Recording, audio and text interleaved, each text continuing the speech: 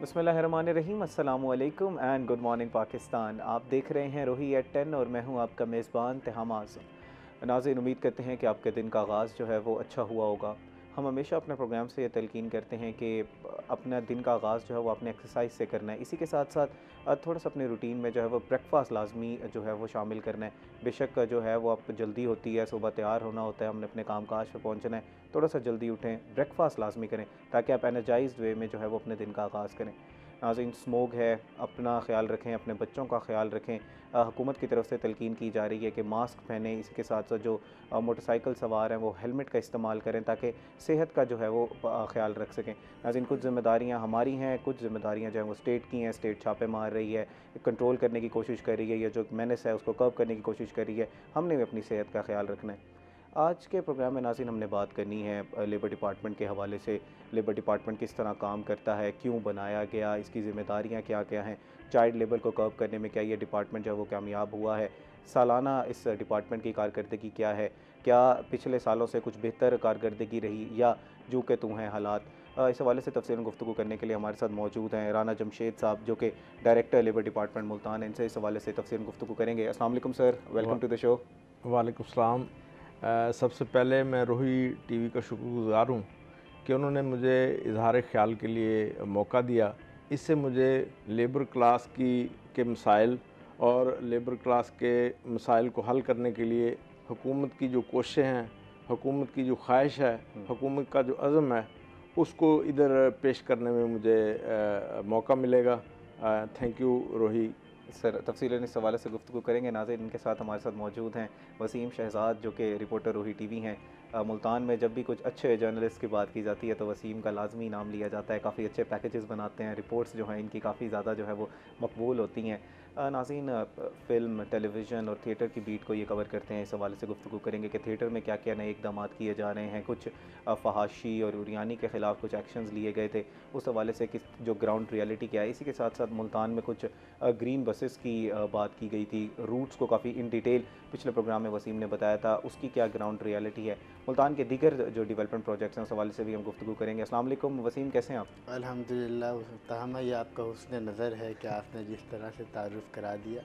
यकीनन कुछ माशरती रवैये हैं जिनकी अक्कासी मेरी और आपकी हम सब की ज़िम्मेदारी है बीइंग ए जर्नलिस्ट कि हम उन तमाम चीज़ों को लोगों के सामने उस अंदाज़ में पोर्ट्रे करें जो कि एक्चुअल हकीकत है। ग्राउंड उसके रियलिटी। लिए हमें किसी भी वे में अगर इन्वेस्टिगेशन करनी पड़ती है तो वी आर ऑलवेज देयर, और हम ग्राउंड पे जाके चीज़ों को डिग आउट करके वो चीज़ें लोगों के सामने लाने की कोशिश करते हैं।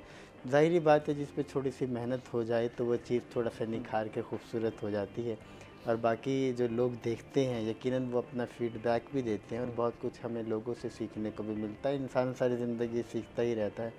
तो thanks a lot to invite me here. बहुत शुक्रिया आपका।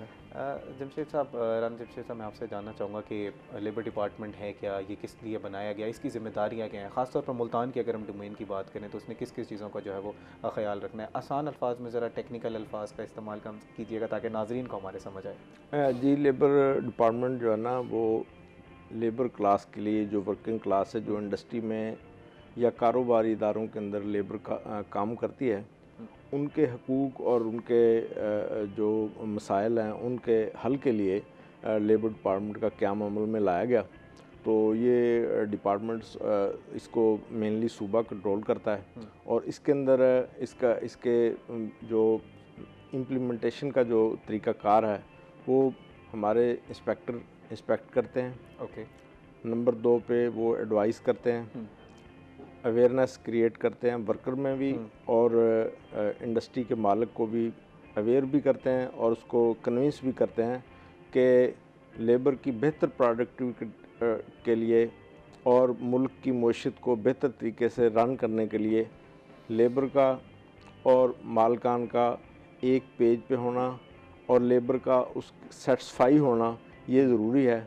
उसकी सेटिस्फेक्शन के लिए ज़रूरी है कि उसके तमाम हकूक़ जो है ना वो उसको दिए जाएं और उसको हमेशा राज़ी रखा जाए। ठीक। तो इसी गर्ज से महकमा काम करता है। तो उसमें पहला हमारा स्टेप इंस्पेक्शन है, रिकन्सिलेशन है।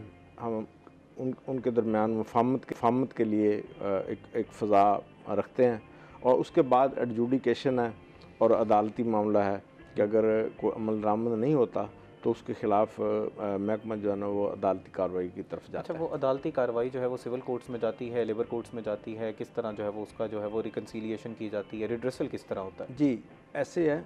रिकन्सिलेशन का तो ये है कि अगर इंडस्ट्रियल डिस्प्यूट हो तो मालकान को और ट्रेड यूनियन नॉर्मली, और ट्रेड यूनियन नहीं भी अगर नहीं भी है तो जो एक ग्रुप है वर्कर्स का जो अग्रीव्ड है, मालकान के साथ उनको बिठा के और उनकी एक मीटिंग करा के एक मुफाहमत कराई जाती है कि उनको किसी एक नुक्ते पे इकट्ठा किया जाता है ताकि जो ना तो वर्कर मुतासर हो और ना ही मालिक जो है ना वो गैर ज़रूरी तौर पे ब्लैकमेल हो। ठीक है। तो हम हमेशा कोशिश करते हैं कि वर्कर के जितने राइट्स हैं उनको सिक्योर किया जाए। ठीक है। तो दूसरा आपका सवाल था कि अदालत के अंदर, अच्छा, जहाँ पे हम देखते हैं कि कोई वायलेशन है जिस पे ज़रूरी है कि अदालत को उसके अंदर मतलब उसको अदालत में लेके जाना ज़रूरी है, या फ़ैसला नहीं हो पा रहा, डिस्प्यूट है वो उसको हम रिज़ॉल्व नहीं कर पा रहे, तो हम उसको अदालत की तरफ रेफ़र करते हैं और अदालत जो है ना वो दोनों पार्टियों को बुला के फ़ैसला करती है। ठीक है जी। अच्छा सर, आप लोगों के डोमेन में फैक्ट्रीज़, शॉप्स और क्या क्या चीज़ें आती हैं? क्या ये जो छोटे हमारे पास जो मैकेनिक हजरात की दुकानें हैं जो रोड पे होती हैं वो भी आप लोगों के डोमेन में आती जी हैं? ऐसे है। मेनली जो हमारा डोमेन है उसमें एक है इंडस्ट्रियल यूनिट्स, दूसरे वो ज़्यादातर मैन्युफैक्चरिंग के हैं। ओके। ठीक है जी। मैन्युफैक्चरिंग लार्ज स्केल से लेके बिल्कुल छोटे स्केल तक वो सारी मैन्युफैक्चरिंग, खा वो एक वर्कशॉप के अंदर हो या दुकान में हो।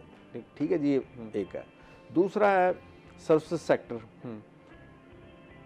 माशी जो मतलब ये लेन देन है, इसी तरह से जो ट्रेडिंग है, जो लोग कारोबार कर रहे हैं, मतलब ट्रेडिंग से मुराद ये कि ये जितनी सेल परचेज हो रही है ये इसके अंदर भी मजदूर तो इन्वॉल्व है। बिल्कुल। तो इसको हम कमर्शियल एस्टेब्लिशमेंट कहते हैं। ओके। तो इनको एज सच लेबर लॉ दोनों जगह पे एप्लीकेबल है और उनको हम देख के जहाँ कोई डिस्क्रिपेंसी पाई जाती है तो उसको हम रिजॉल्व करने की कोशिश करते हैं। ठीक है सर, इससे पहले कि मैं चाहूँ कि आपकी सालाना कारकर्दगी क्या रही, एक बड़ा अहम सवाल यहाँ पर ये उठता है कि चाइल्ड लेबर हमारा बहुत बड़ा मसला है, इंटरनेशनली भी एक मसला है, पाकिस्तान का एक बहुत बड़ा मसला है। उसको कव करने के लिए अगर मुल्तान की हद तक बात करें तो आपने क्या क्या इकदाम उठाए हैं? यकीनन चाइल्ड लेबर जो है ना वो आलमी तौर पे मतलब एक मसला है पाकिस्तान के अंदर भी, चूँकि गुर्बत खासी है। यकीनन लोग जो है ना वो पढ़ाई लिखाई की बजाय वो स्कूल जाने की बजाय वो या तो बाहर फिरते हैं या फिर वर्कशॉपों पे या होटलों पे वो काम करते हैं। बिल्कुल। इसी तरह कहीं कहीं वो ब्रिक किलन पे भी काम करते हैं, अपने वालिदैन के साथ वहाँ वो होते हैं, तो वो उसी लेबर का एक पार्ट बन जाते हैं। सम टाइम वो सिर्फ सीखने के लिए जाते हैं तो वो ज़ाहिर है उसको चाइल्ड लेबर ही समझा जाता है और गर्दाना जाता है। तो इसके कुछ एक जहाँ हमारे कौमी लेवल पे इसके रिपरकशंस हैं। नंबर 1 ये है कि वो ज़िम्मेदार शहरी नहीं बन पाते। ज़ाहिर है उनके इल्म कम होता है, फिर उनकी जिस्मानी और ज़हनी नशोनुमा वो नहीं हो पाती, तो यकीनन वो एक ज़िम्मेदार शहरी और हमारी इकानमी की तरफ को अच्छा कंट्रीब्यूटर नहीं कर सकते। बिल्कुल। इसी तरह इसके इंटरनेशनल ये है कि इंटरनेशनल लॉ जितने भी इंटरनेशनल लेबर स्टैंडर्ड्स हैं उनके अंदर चाइल्ड लेबर के ख़ात्मे के लिए, इसलिए कि उनका ये राइट है कि वो अपनी उम्र के अंदर जो खेलने की उम्र है उसमें खेलें, जो पढ़ने की उम्र है उसमें पढ़ें, जब काम करने की उम्र है, जिस्मानी नशोनुमा हो और वो मतलब टेक्निकल ट्रेनिंग हासिल करें या दूसरी तालीम हासिल करें, उसके बाद वो अपना जो है ना जब वो इस एज में पहुंच जाए तो वो काम करें। लेकिन उसकी जो इंटरनेशनल इम्प्लीकेशंस हैं वो ये हैं कि हमारी जितनी इंटरनेशनल ट्रेड है वो इसके साथ बॉन्डर लेबर के साथ और चाइल्ड लेबर के साथ मतलब उसका बड़ा एक गहरा ताल्लुक बनता है। और जितने हमारे बाहर के दूसरे मुल्क हैं जो हमसे एक्सपोर्ट ले रहे होते हैं या वो हमसे तिजारत करते हैं, तो उनकी एक प्री कंडीशन है कि आपकी प्रोडक्शन के अंदर किसी भी जगह पे चाइल्ड लेबर, बॉन्डर लेबर और या कोई ऐसी कोई फार्म उसकी वस्ट फार्म वो नहीं होनी चाहिए, और अदरवाइज़ वो हमारी एक्सपोर्ट हमसे लेने से इनकार कर देते हैं। ठीक है। जी सर मैं यही जानना चाह रहा था कि चाइल्ड लेबर को जैसे आपने बताया कि हम कब करने में जो है वो काम कर रहे हैं, लेकिन हमें नज़र आता है कि छोटी जो दुकानें हैं वहाँ पर अभी भी बच्चे जो हैं वो काम सीखने की जो है वो सीख रहे हैं। मैकेनिक की जैसे मैंने एग्जांपल दी, वहाँ पर मौजूद हैं। हमें दुकानों पे नज़र आते हैं, छोटू के नाम से जिनको बुलाया जाता है। इसके वाले से भी बताइएगा। और साथ आपने एक टर्म यूज़ किया बॉन्डेड लेबर। बॉन्डेड लेबर की टर्म क्या है, ज़रा नाज़रीन को आसान अल्फाज में बताइए। जी, पहले मैं चाइल्ड लेबर में बात कर लूँ। जी। यकीनन है, चूँकि गुर्बत बहुत ज़्यादा है और लाखों बच्चे जो है ना मुल्तान की हद तक यूँ समझ लें कि मेरा ख़्याल है कि कोई 10-20 हज़ार बच्चे जो है ना हर साल मार्केट में आ रहे हैं। ज़ाहिर है वो सारे फिर बच्चे स्कूल में नहीं जा रहे गुर्बत की वजह से या जहालत की वजह से, वो फिर ज़ाहिर है इधर डाइवर्ट होते हैं चाइल्ड लेबर की तरफ। तो हम और हमारी टीम जो है मतलब डिपार्टमेंट की, वो कोशिश करती है, और कुछ एनजीओज़ भी उसके अंदर हैं वो कोशिश करती हैं कि ये बच्चे जो है ना वो स्कूलों की तरफ जाएं, और वो एनजीओज़ और गवर्नमेंट सम टाइम उनके वालिदैन को हेल्प आउट भी कर रही होती है, सो दैट वो उनको जो इकनॉमिक एक मसला है वो उनका सेटल हो और वो बच्चे जो है ना स्कूल की तरफ जाएं। ठीक है। तो रिसेंटली हमारी डीजी साहिबा हैं, सैयदा कलसूम हई साहिबा, डीजी पंजाब हैं, तो उनका चाइल्ड लेबर पे और बच्चों को जो वहाँ से हम जिसको चालान करके दुकान से हटाते हैं या किसी कारोबार से चाइल्ड लेबर से हटाते हैं, तो उनका फोकस ये है कि उसको स्कूल एजुकेशन की तरफ रेफ़र किया जाए और उसको फिर मॉनिटर किया जाए। ओके। तो इस सिलसिले में उन्होंने ना पूरा एक मॉनिटरिंग का सिस्टम जो है ना वो वज़े किया है, और उसके ऊपर ना बड़ी तेज़ी से काम जारी है। उधर सेक्रेटरी एजुकेशन साहब ने भी सीईओ एजुकेशन मुल्तान को और दूसरे भी जो सीईओ हजरात हैं उनको कहा है कि जो चाइल्ड लेबर से बच्चा डाइवर्ट होके किसी भी स्कूल में, प्राइवेट में या स्कूल में है आए, तो उसकी रिटेनिंग जो है ना उसके लिए कोई पॉलिसी वज़ा करके उसको इंश्योर किया जाए कि वो बच्चा फिर स्कूल में आए, और उसको जितनी मुमकिन है वो फैसिलिटी दी जाए ताकि वो दोबारा चाइल्ड लेबर की तरफ राग़िब ना हो। अच्छा, इसमें जब आप जुर्माने करते हैं तो वो क्या उस शॉप ओनर या उस प्रेमिसेस ओनर के ऊपर भी एफआईआर या कुछ इस तरह के जुर्माने किए जाते हैं? दूसरा, पेरेंट्स के ऊपर भी कोई कार्रवाई की जाती है? जी जी, कानून में तो है कि पेरेंट्स पे भी कार्रवाई करें। ठीक है। और जो मालिकाना ये एफआईआर उन्हीं के ख़िलाफ़ होती है। ठीक है। तो इस पे जुर्माना है, मतलब ये 2 लॉ हैं, एक ब्रिक किलन के लिए अलग लॉ है, और बाकी जो कमर्शियल इदारे हैं, कारोबारी इदारे हैं, इंडस्ट्रियल इदारे हैं, उनके लिए अलग एक लॉ है। इन दोनों में 20,000 से लेके 50,000 और 5 लाख तक का जुर्माना है। ठीक। और सर, इस पे मज़ीद भी गुफ्तगू करेंगे। नाज़रीन, इस वक्त हुआ एक ब्रेक का, हमारे साथ रहिएगा।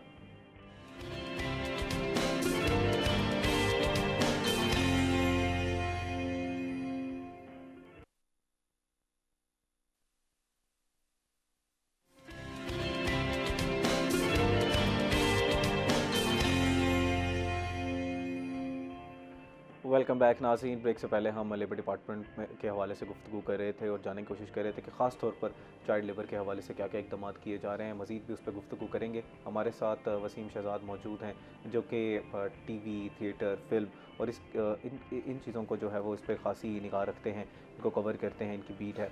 तो जानते हैं कि थिएटर में क्या क्या इक़दाम उठाए जा रहे हैं। कुछ फहाशी के ख़िलाफ़ जो है वो कुछ सख्त इक़दाम किए गए थे, उसकी ग्राउंड रियलिटी क्या है। इसी के साथ साथ हमारी पाकिस्तान की फ़िल्म इंडस्ट्री जो है वो काफ़ी फ़िल्म्स प्रोड्यूस कर रही थी, उसमें तादाद कम क्यों हो गई है, हमारे एक्टर्स जो हैं वो फ़िल्म के एक्टर्स वो थिएटर्स में क्यों आ रहे हैं। तो तफसीलन इस सारे अवामिल पर जो है गुफ्तगू करते हैं। जी वसीम, इस वक्त ग्राउंड रियलिटी क्या है थिएटर्स की? कुछ कमी आई है? कुछ जो गलत अल्फाज इस्तेमाल किए जाते थे, ज़ूमानी बातें की जाती थी? काफ़ी हद तक कमी आई है, और इस वक्त थिएटर कहा जा सकता है तकरीबन 90% जो है वो बेहतर हो गया। ओके।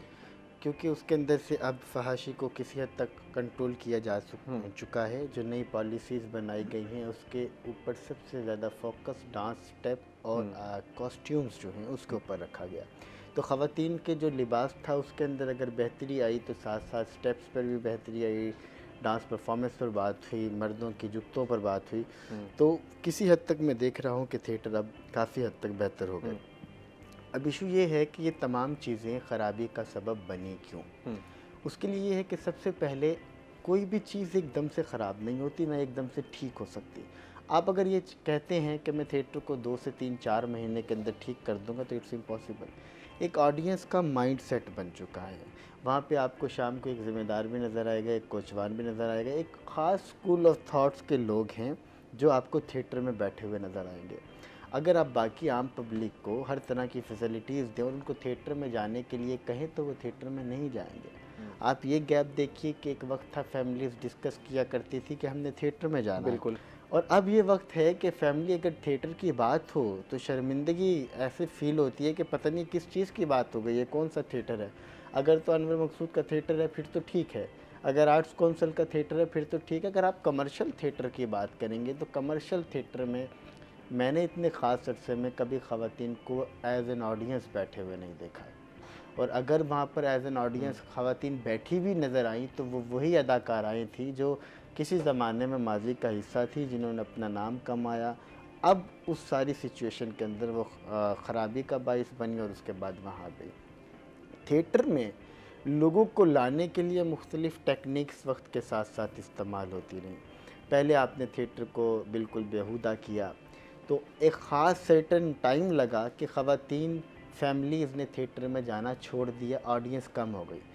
आप उस टाइम भी इनको इसी बहरान का सामना था क्योंकि एक फैमिलीज़ आती थी, बच्चे आते थे। अब ज़ाहिरी बात है एक आप प्रोडक्ट इस तरह की सेल कर रहे हैं जिनका फैमिलीज़ और बच्चों से कोई ताल्लुक़ नहीं है, तो थिएटर तो आपका खाली हो जाएगा ना, जिस माइंड सेट के साथ लोगों ने आना था। तो इनको थिएटर भरने में भी उस टाइम पे वक्त लगा। अब लोगों के दिमाग, लोगों के जहन को उन्होंने उस तरह बना दिया है कि थिएटर में जाएंगे तो हमें ये तमाम चीज़ें मिलेंगी। अब वो चीज़ें लोगों को नहीं मिल रही तो थिएटर अब भी खाली हो गया। इस वक्त शहर के तमाम कमर्शियल थिएटर पंजाब भर के ऑडियंस के हवाले से खाली होते जा रहे हैं। क्यों? क्योंकि जो चीज़ लोग देखने के लिए आ रहे थे, पंजाब गवर्नमेंट ने उसके ऊपर ख़ास पाबंदी आयद की तो थिएटर खाली हो गया। इस वक्त प्रोड्यूसर जो है वो शदीद मुश्किलात का शिकार है। आर्टिस्टों ने अपनी पेमेंट्स जो हैं वो कम कर दी हैं।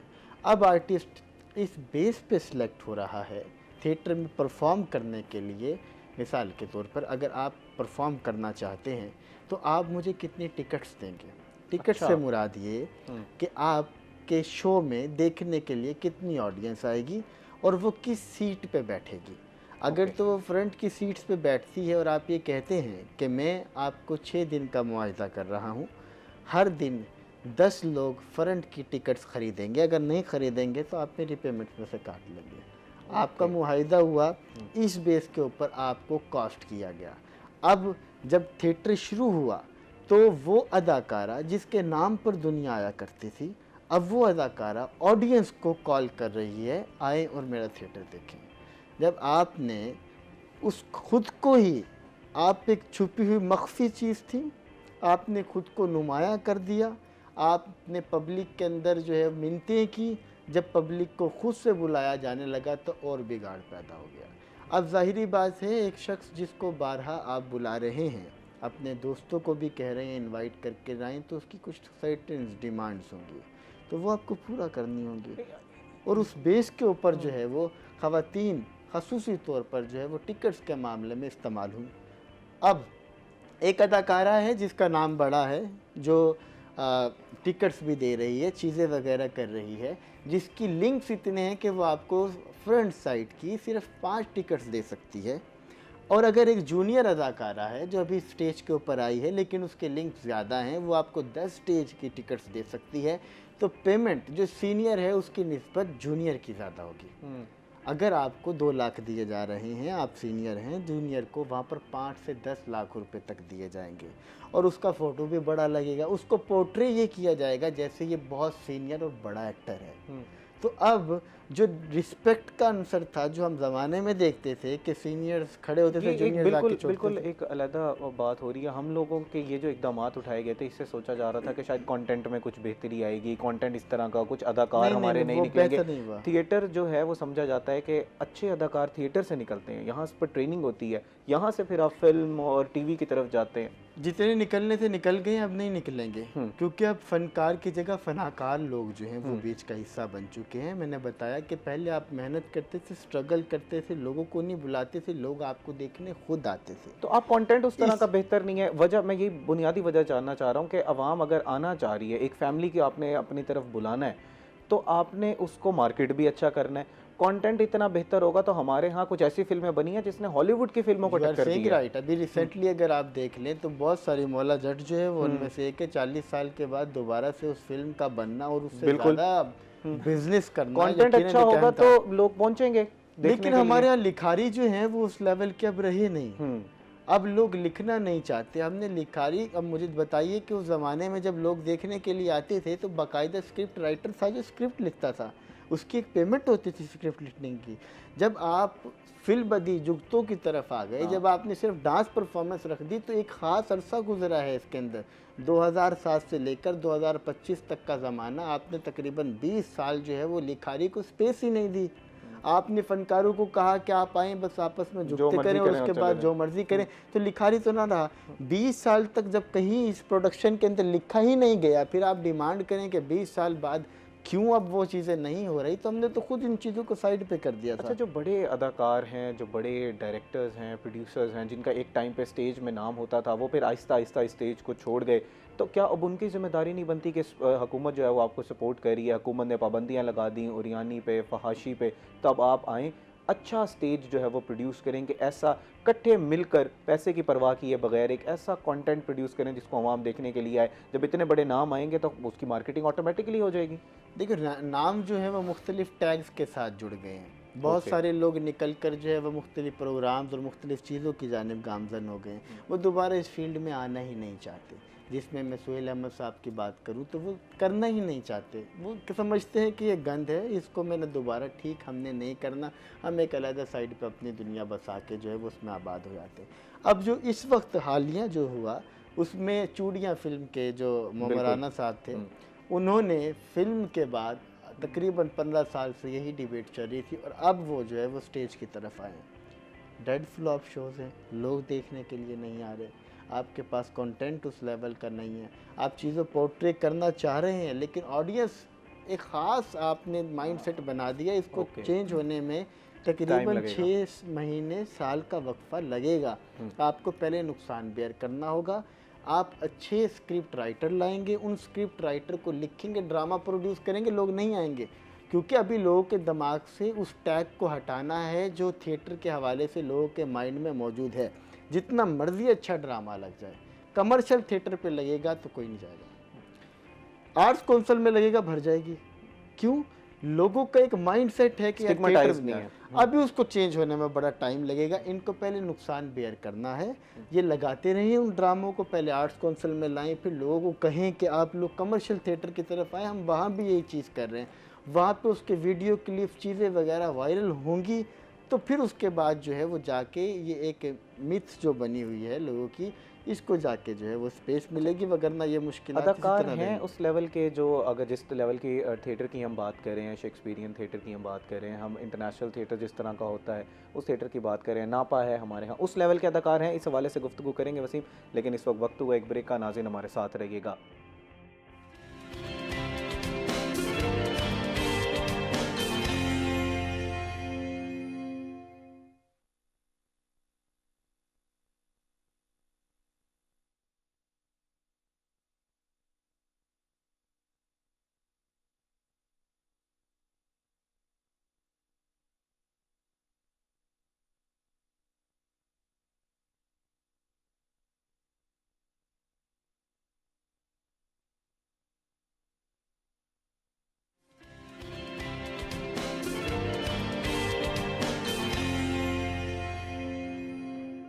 वेलकम बैक नाज़रीन। ब्रेक से पहले हम गुफ्तगू कर रहे थे स्टेज के हवाले से कि इस वक्त क्या क्या इक़दाम उठाए जा रहे हैं, ख़ास तौर पर जो नई कुछ इस्तिलाहात की जा रही हैं उसकी वजह से स्टेज पर क्या असर पड़ा है, इस हवाले से मज़ीद भी गुफ्तगू करेंगे। लेकिन हमारे साथ जमशेद साहब मौजूद हैं, हम लेबर डिपार्टमेंट को रिप्रेजेंट करें इस वक्त। वो इन्होंने एक टर्म यूज़ की बॉन्डेड लेबर, वो क्या है, चाइल्ड लेबर के हवाले से जो हम गुफ्तगू करते हैं, मैं चाहूँगा वो सर अब अपनी बात को कम्प्लीट करें और बॉन्डेड लेबर के बारे में भी हमें समझाएँ कि बॉन्डेड लेबर क्या है। जी, चाइल्ड लेबर को पहले मैं कवर कर लूँ। जी, इस साल के अंदर हमने तकरीबन मुल्तान डिवीज़न के अंदर 3000 के करीब रेड किए चाइल्ड लेबर के सिलसिले में। उसमें सम टाइम इंतज़ामिया हमारे साथ होती हैं, असिस्टेंट कमिश्नर सम टाइम हमारे साथ होते हैं और उसके नतीजे में तकरीबन 350 FIRs मुख्तलिफ़ थानों में हमने चाइल्ड लेबर की ख़िलाफ़ वर्जी पे मालकान के ख़िलाफ़ दी। जो कि ज़ेरे समात हैं और उनकी इन्वेस्टिगेशन हो रही है और वो अदालतों के अंदर मुख्तलिफ मराहल पे वो ज़ेरे समात हैं। इन तमाम कार्रवाई की वजह से चाइल्ड लेबर की बड़ी हद तक रोकथाम हुई है, उसकी हौसला शिकनी हुई है और उम्मीद है कि वक्त के साथ साथ गवर्नमेंट जो है ना इस मेनेस को ख़त्म करने के लिए इक़दामात कर रही है, जिसमें सूबाई गवर्नमेंट चाइल्ड लेबर की रोकथाम के लिए एक प्रोजेक्ट सामने ला रही है, जिसमें स्कूलों का उनके लिए जो चाइल्ड लेबर है उसके लिए स्पेशल स्कूलों का क़याम है और उनके वालिदैन की मतलब एक ख़ास हद तक माली इमदाद की जाएगी ताकि वो अपने बच्चों को सिर्फ माशी वजूहात की वजह से चाइल्ड लेबर में ना धकेलें। अलहदा स्कूल्स की आप बात करें, अलहदा स्कूल जी, अलहदा स्कूल से मुराद ये है कि ज़ाहिर है वो बच्चे चूँकि चाइल्ड लेबर के होते हैं तो वो सम टाइम वो स्पेशल केयर डिमांड करते हैं। जी, स्पेशल केयर डिमांड करते हैं, तो इसलिए उनके लिए अलहदा स्कूल या अलग से कोई क्लासरूम कर दिया जाएगा या कोई एनजीओ जो है ना वो ब्रिक किलन के क्लस्टर के अंदर कोई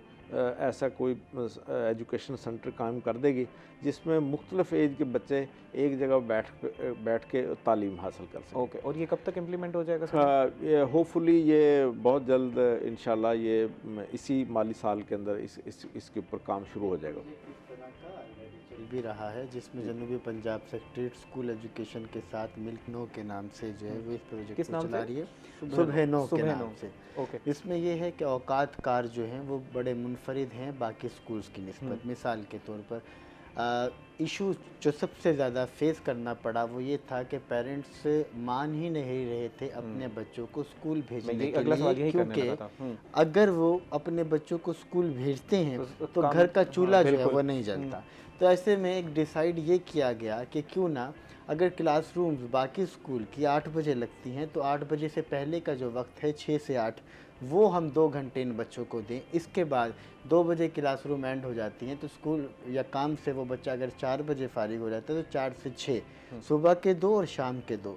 कम्प्रीहेंसिव स्कूल मुल्तान में ऐसा है जिसके अंदर ये प्रोजेक्ट इस वक्त चल रहा है, लज्जा में चल रहा है। Additional chief secretary Fawad Hasan Rabbani साहब इसको किसी वे के अंदर जो है वो लीड कर रहे हैं। पायलट प्रोजेक्ट के तौर पर मुख्तलिफ यूनियन काउंसिल्स के अंदर इसका आगाज़ जो है वो किया गया। अगर आप ये समझते हैं कि अगर हम ग्राउंड रियलिटीज़ की बात करें ना तो प्रोडक्शन हमारे यहाँ होती है, हमारे यहाँ पीएचडी बेरोज़गार अफराद की बहुत बड़ी तादाद है। आप उनके वालिदैन से जब डिबेट करेंगे तो आप उनको कन्वे करने में बड़ी मुश्किलात का सामना करेंगे, क्योंकि वो बच्चा जिसने कोई टेक्निकल हुनर लिया वो शायद उससे ज़्यादा बेनिफिशियल वे के अंदर ज़िंदगी गुजार रहा हो और मईशत के अंदर भी अपना अहम किरदार अदा कर रहा हो। हम टेक्निकल वेज की तरफ और टेक्निकल नॉलेज देने की तरफ तो आए नहीं। हमारे निसाब में जो पढ़ाया गया वो क्या था? कोशिश की गई कि हम यकसा निसाब तालीम बनाएंगे। पूरे पाकिस्तान भर के अंदर तमाम लोगों ने सर जोड़े, ठीक है हम पूरे पाकिस्तान का एक ही यकसा निसाब बनाएंगे। यकसा निसाब बनाने की तैयारियां की गई, तमाम लोग एक टेबल पे बैठे, प्राइवेट सेक्टर के बहुत सारे स्कूल्स के लोग आके उन्होंने उसके ऊपर जो है वो डिबेट की और वह यकसा निसाब तालीम जो है वो साइड पे हो गया। अगर आप सबको माशरे में यकसा निज़ाम तालीम दे देंगे तो जो कंपैरिजन हमने मचाया हुआ है इस सोसाइटी के अंदर वो ख़त्म हो जाएगा। तो ऐसी सूरत हाल में सोल्यूशन इसका ये निकला, ठीक है आप अपने बच्चे को टेक्निकल नॉलेज अगर देना चाहते हैं दें। आपका अगर चूल्हा जलता है, कुछ गवर्नमेंट आपके साथ ताउन कर रही है, कुछ इस बच्चे को थोड़ी देर के लिए स्कूल में दे दें ताकि ये थोड़ी सी नाव हाउ जो है वो कर सके। अब सर जो प्रोजेक्ट बता रहे हैं हो सकता है ये लमसम कुछ इस तरह का ही प्रोजेक्ट हो कि फुली तौर पर जो है वो फैमिली को सपोर्ट करने के साथ कर सकें। जी, तो इसी तरह से बांडल लेबर का मतलब ये है कि किसी एक फैमिली से या किसी एक वर्कर से काम तो वो कर ही रहा होता है, लेकिन उसको कुछ एडवांस या वो अपनी मजबूरियों की वजह से वो ले लेता है या उसको दे दिया जाता है। अच्छा, तो उसके नतीजे में फिर उसकी प्रोडक्ट को बाउंड कर लिया जाता है कि आप जो बनाएंगे वो हमें ही देंगे यकीनन उससे, या उसकी सर्विसेज को बाउंड कर लिया जाता है या उसको फिज़िकली डिटेन कर लिया जाता है कि चूँकि आपने हमसे एडवांस ले रखा है तो इसलिए आप बाउंड हैं कि आप हमें ही प्रोडक्ट बेचेंगे, हम हमारे पास ही काम करेंगे और यहाँ से जाएंगे नहीं। तो ये इस पे 92 में एक कानून बना था डिस्ट्रिक्ट, और उसके नतीजे में एक डिस्ट्रिक्ट विजिलेंस कमेटी का क़याम अमल में लाया जिसकी मीटिंग हर डिस्ट्रिक्ट के अंदर डीसी साहब के अंडर हर महीने होती है। तो जहाँ पे ये कोई मतलब पेशगी का मामला हो या बॉन्डेड लेबर का कोई मामला सामने आए तो उसको फिर ये कमेटी जो है ना हैंडल करती है। तो अब इसको एक हद तक पेशगी को 50,000 तक एक वर्कर जो है ना वो एडवांस ले सकता है। इससे ऊपर एडवांस लेना और देना दोनों जुर्म है। ठीक है। और अगर वो एडवांस लेगा तो वो मुतलका इंस्पेक्टर लेबर को वो इन राइटिंग इतला देगा कि मैंने फ़लाँ एम्प्लायर से इतना एडवांस ले रखा है और इसकी मैं इतनी कटौती करवाऊँगा।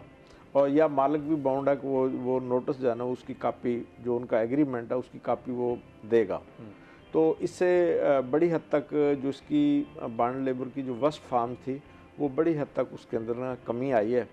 केसेस रिपोर्ट भी होते रहते हैं और वो रिड्रेस भी होते रहते हैं। जिस तरह की आप स्कीम्स की बात कर रहे हैं, इस हवाले से मज़ीद क्या हुकूमत पंजाब की तरफ से मज़दूरों के लिए स्कीम्स लॉन्च की जा रही हैं और लेबर डिपार्टमेंट जो है वो किस तरह वेलफेयर के लिए काम कर रहा है मज़दूरों की? जी, ऐसे है कि लेबर डिपार्टमेंट तालीम के लिए पहला उनकी एक स्कीम है कि लेबर क्लास के जितने बच्चे हैं मैट्रिक से ऊपर वाले उनको बिल्कुल जितना उनका एक्चुअल एक्सपेंस होता है, सिर्फ कोई फिक्स वजीफ़ा नहीं, जितना एक्चुअल एक्सपेंस होता है उसको वो गवर्नमेंट बियर करती है। हायर एजुकेशन तक?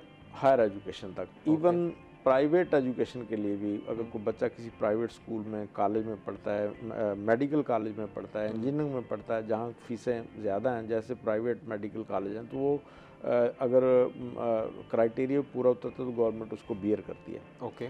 इसी तरह से गवर्नमेंट ने 40 के करीब पंजाब के अंदर स्कूल हैं, जिसमें मुल्तान के अंदर भी 4 स्कूल बने हुए हैं, तो वो भी बच्चों की वो जो मतलब बिलो मैट्रिक उनकी एजुकेशन को कैटर करते हैं। उसके अंदर सवारी शामिल है, किताबें शामिल हैं, बस्ता शामिल है, वर्दी शामिल है और इसके अलावा उनको वजीफ़ा भी दिया जाता है। वो जो वर्कर्स हैं उनका आपके पास रजिस्टर्ड होना लाजमी है? जी, मैं उस तरफ आता हूँ। दूसरी स्कीम है जहेज़ स्कीम। ओके। कि हर वर्कर की जितनी बेटियां हैं उनको जब उनकी शादी हो तो शादी के ऊपर उनको जहेज़ ग्रांट दी जाती है। ठीक है। जो कि 4 लाख रुपए हर बच्ची की शादी पे दी जाती है। तीसरी स्कीम है डेथ ग्रांट। डेथ ग्रांट में 8 लाख तक उस वर्कर को के लवाहकीन को जो इन सर्विस फौत हो जाता है, भले वो हादसे की वजह से फौत हो या तबई मौत मरे, तो उससे उसको मतलब गवर्नमेंट 8 लाख रुपया वो देती है और वो उसका हकदार ठहरता है। इसी तरह एक लेबर कम्प्लेक्स हमने मुल्तान में भी बनाया हुआ। इसी तरह लेबर कॉलोनियाँ पूरे पंजाब के अंदर हर जगह जहाँ कोई एक रीज़नेबल तादाद वर्कर काम करती है तो वो उनको उनके लिए बनाया जाता है।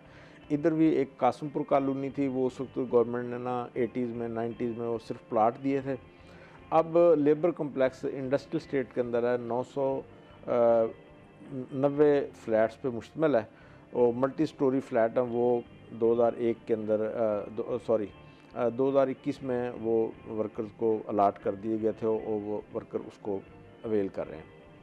इसके अलावा सोसकोटी लेबर डिपार्टमेंट का एक आर्गन है। सोसकोटी के अंदर ये है कि वो जितने वर्कर हैं उनके इलाज मालजे के लिए डिस्पेंसरियाँ और हस्पताल बनाए गए हैं। उसमें से एक ख्वाजा फरीद हस्पताल जो है ना मुल्तान में भी है और उसके अंदर बहुत अच्छी मतलब फैसिलिटी है और मेरा अंदाज़ा है कोई 400 के करीब बेड का हस्पताल है और उसके अंदर तमाम शोबे काम करते हैं। बहुत ज़्यादा पेचीदा नहीं लेकिन सादा जितने इलाज हैं वहाँ बिल्कुल मतलब किए जाते हैं। ठीक है। एक इसी तरह मरकज़ी गवर्नमेंट का वो EOBI है, बढ़ापे की पेंशन उसको कहते हैं, वो मिलती सर है। इस बात को यहीं से कंटिन्यू करेंगे लेकिन इस वक्त हुआ एक ब्रेक का। नाज़रीन हमारे साथ रहिएगा।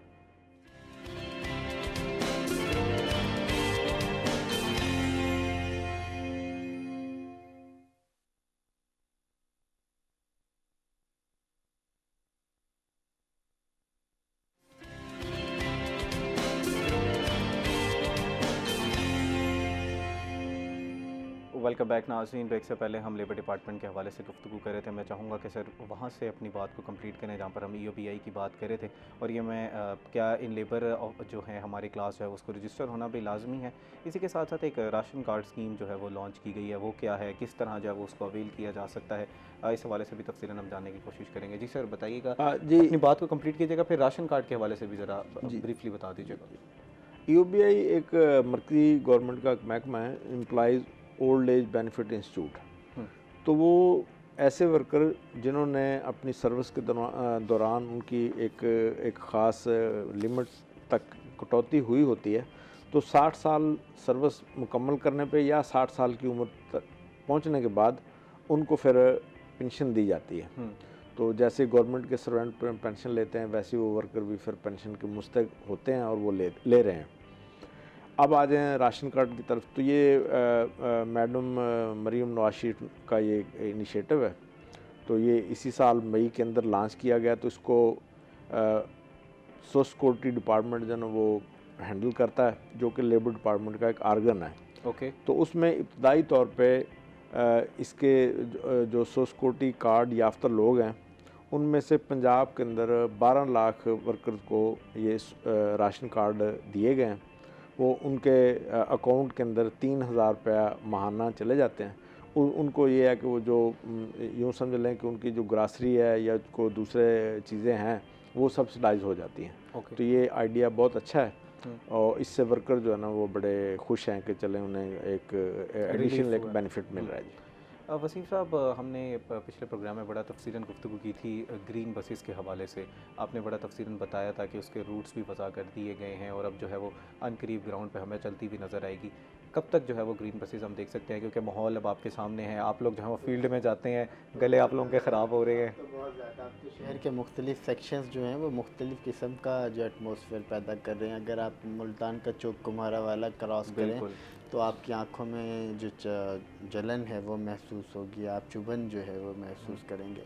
और इसी तरीके से इंडस्ट्रियल स्ट्रीट का जो हमारा एरिया है, थोड़ा सा शहर जो है राउंड का, उसमें थोड़ा सा टेम्परेचर और ये चीज़ें वगैरह थोड़ी सी ठीक है, बाकी ओवरऑल जो है वो यही सूरत हाल है। बस का बड़ा किरदार है इसके अंदर। और ट्रैफिक की जब हम बात करते हैं, जब हम डीज़ल की बात करते हैं, बड़ी गाड़ियों की बात करते हैं, गुड्स ट्रांसपोर्ट की बात करते हैं, तो वो सबसे ज़्यादा हमें इफ़ेक्ट कर रही है। कल भी हम फील्ड में थे और हमने मुतअद्दिद गाड़ियों को चेक किया, रेस देकर जो है वो चेक किया कि क्या ये धुआं छोड़ रही हैं। तो तकरीबन 70% गाड़ियों का बहुत बुरा सिचुएशन इस वक्त मुल्तान में है।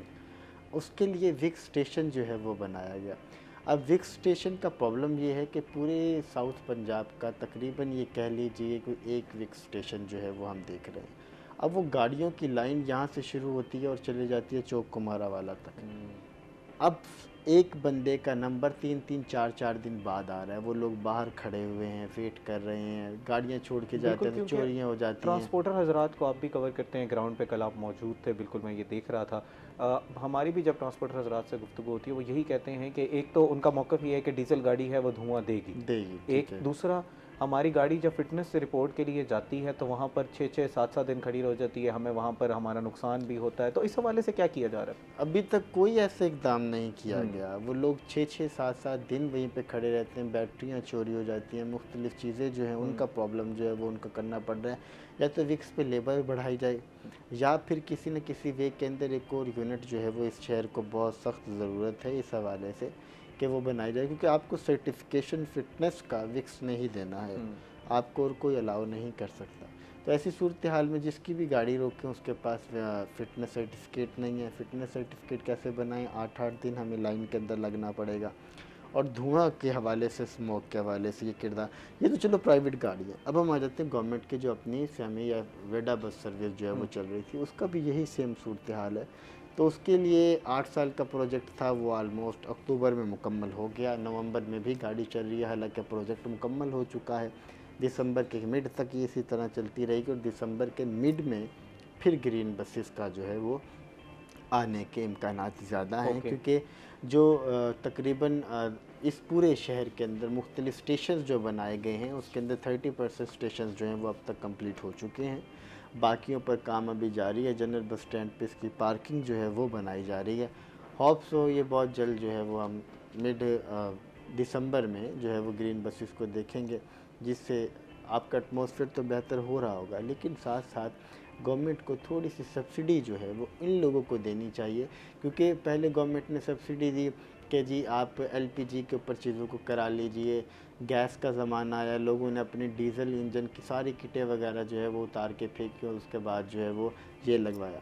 अब उसके बाद दोबारा से अगर ये इलेक्ट्रॉनिक बसेस की तरफ जा रहे हैं, इलेक्ट्रिक चीज़ों की तरफ जा रही हैं, तो ट्रांसपोर्टर्स के इस वक्त तो माली हालात नहीं हैं।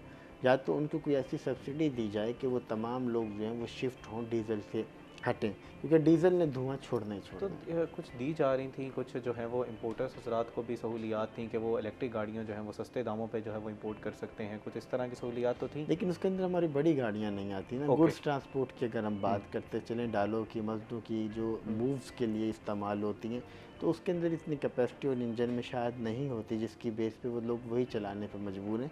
लेकिन उनका इशू ये है कि विक्स से हमारी सर्टिफिकेशन जो है वो अगर टाइम से हो जाए तो फिर हम इस झंझट और इन तमाम मामला से बढ़ सकेंगे। ठीक है। अच्छा, अगर हम बात करें माहौल की, तो हमने बात के लिए कि उससे बेहतर होगा जब वीडा से लोग ट्रांजिशन करेंगे इलेक्ट्रिक बसेस की तरफ। इनकी तादाद भी थोड़ी ज़्यादा है, बसेस भी कुछ कुशादा हैं, तो आपको ग्राउंड की रियलिटी, आप एज एन अपने एक्सपीरियंस से क्या कहते हैं कि कुछ हमारे ट्रांसपोर्ट के हालात कुछ बेहतर होंगे? क्योंकि मेट्रो तो चलें काफ़ी अच्छा, लोग जो है वो इस्तेमाल कर रहे हैं, इधर प्रॉब्लम था रोड के ऊपर जो गाड़ियाँ चल रही रोड थी। के ऊपर प्रॉब्लम था। अब सबसे बड़ा इशू जो मुझे लगता है वो ये फेज़ होगा कि हमारे मुल्तान के रोड्स छोटे हैं। अगर वीडा बस भी गुजरे तो रोड जाम हो जाते हैं। बिल्कुल।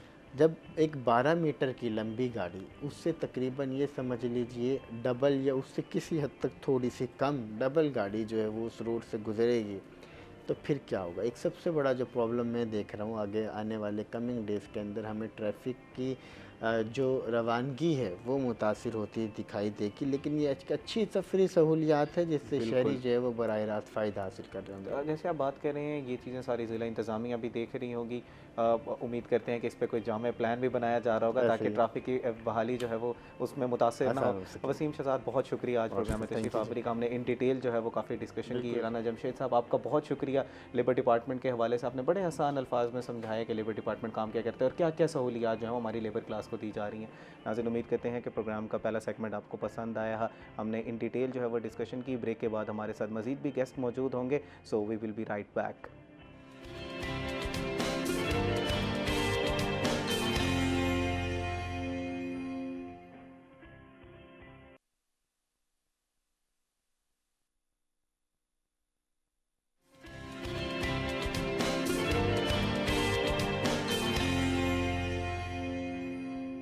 वेलकम बैक नाजरीन। ब्रेक से पहले हम गुफ्तगू कर रहे थे लेबर डिपार्टमेंट के हवाले से। इसी के साथ साथ हमने वसीम से जाना कि इस वक्त थिएटर में क्या क्या इकदाम उठाए जा रहे हैं। उम्मीद करते हैं कि प्रोग्राम का पहला सेगमेंट जो है वो आपको अच्छा लगा होगा। नाज़रीन, इस सेगमेंट में हमने बात करनी है डिजिटल मार्केटिंग पे। डिजिटल मार्केटिंग है क्या, डिजिटलाइजेशन हो रही है, तमाम बिजनेसेस जो हैं वो अब डिजिटल स्पेस में आ रहे हैं, साइबर स्पेस में आ रहे हैं, तो किस तरह ये वर्क करता है, डिजिटल मार्केटिंग है क्या, किस तरह ये एक इंसान को ख़ुद मुख्तियार बनाता है, क्या 3 से 4 महीने में ये कोर्स सीखा जा सकता है, एक्सपर्ट लेवल बना जा सकता है और कितनी आमदनी जो है वो इस शोबे से कमाई जा सकती है। तो इस हवाले से गुफ्तगू करने के लिए हमारे साथ मौजूद हैं यूसुफ अयूब साहब, जो कि डिजिटल मार्केटर हैं और डिजिटल मार्केटिंग में काफ़ी जो है वो एक्सपर्टीज़ है इनकी। अस्सलाम वालेकुम sir, welcome to the show. वालेकुम सलाम, थैंक यू। इन्हीं के साथ हमारे साथ मौजूद हैं डॉक्टर फ़ातिमा, जो कि क्लिनिकल साइकोलॉजिस्ट हैं। इनसे आज हमने बात करनी है बच्चों की तरबियत के हवाले से कि बच्चों की तरबियत किस तरह की जाए, बच्चों को पालना किस तरह है। एज के लिहाज से हम बात करेंगे कि जब बिल्कुल बच्चे छोटे हैं उस हवाले से उस वक्त किस तरह तरबियत करनी है, जब टीन्स में है, थोड़ी बागियाना तबीयत अगर बच्चे की हो रही है तो वहाँ पर बच्चे को डील किस तरह करना है, वालिदैन का रवैया किस तरह होना चाहिए, एक बच्चे को ज़्यादा तवज्जो देनी है या तमाम बच्चों को जो है वो मसावी हकूक़ देने हैं। तो इस हवाले से तफसीलन गुफ्तगू करेंगे। अस्सलाम वालेकुम ma'am, welcome to the show. वालेकुम अस्सलाम, थैंक यू सो मच।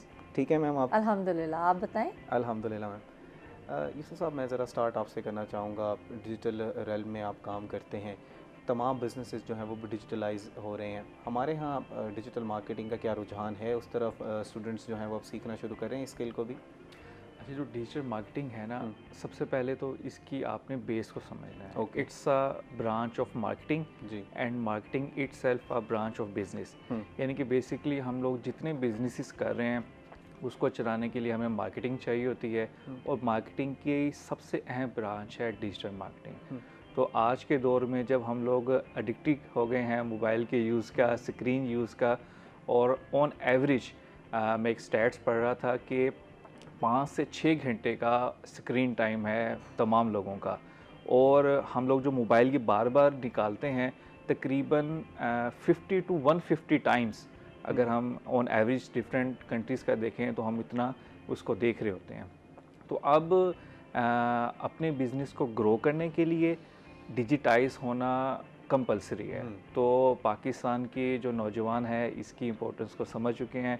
अब ट्रेडिशनल मार्केटिंग के साथ साथ वो डिजिटल मार्केटिंग भी सीख रहे हैं और अपने आप को अपस्किल कर रहे हैं। अच्छा, जैसे आपने मार्केटिंग की बात की, पहले लोग जो है वो बीबीए करते हैं, एमबीए करते हैं, उसमें सब फील्ड जो है वो मार्केटिंग को चुनते हैं, वहाँ पर मार्केटिंग को पढ़ते हैं, स्किल सीखते हैं, वहाँ पर डिजिटल एक उनका जो है वो कोर्स है वो लेते हैं, सीख के मार्केट में फुल फ्लैज एमबीए करके मार्केटिंग में एक डिजिटल मार्केटर आता है और वो अपनी सर्विसेज जो है वो देता है बिजनेसेस को। दूसरी तरफ आपके बच्चे जो हमारे एफएससी करते हैं या ए लेवल्स के बाद एक 3 से 4 महीने का कोर्स करते हैं, वो भी डिजिटल मार्केटर अपने आप को कहते हैं। तो इन दोनों में ज़रा फ़र्क बताइएगा, कौन ज़्यादा बेहतर है, किसकी एक्सपर्टीज़ ज़्यादा है?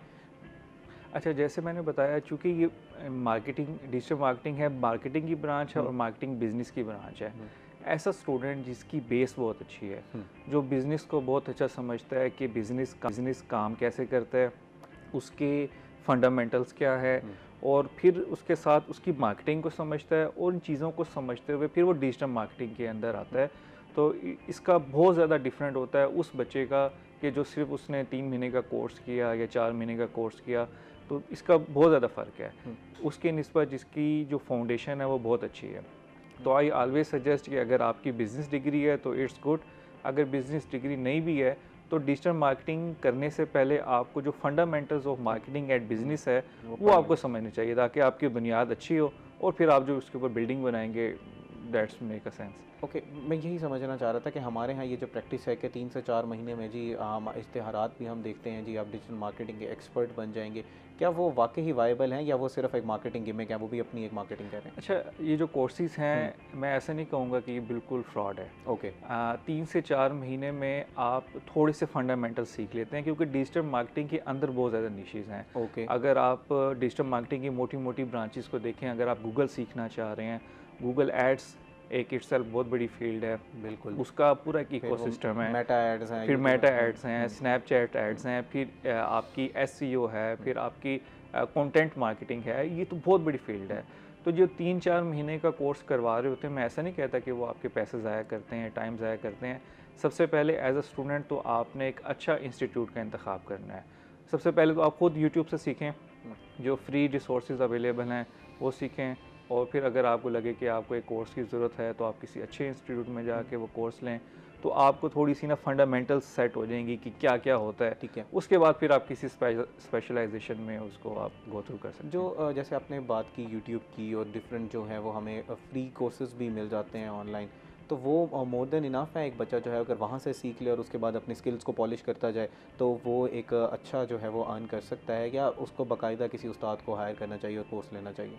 अच्छा, ये डिपेंड करता है पर्सन टू पर्सन। Okay. कुछ स्टूडेंट्स होते हैं बड़े प्रोएक्टिव होते हैं, वो यूट्यूब से या और बहुत सारे गवर्नमेंट के बहुत सारे प्लेटफॉर्म हैं, जैसे डिजी स्किल्स है, ई रोज़गार है, और बहुत सारे प्लेटफॉर्म्स हैं जो कि फ्रीली अवेलेबल हैं।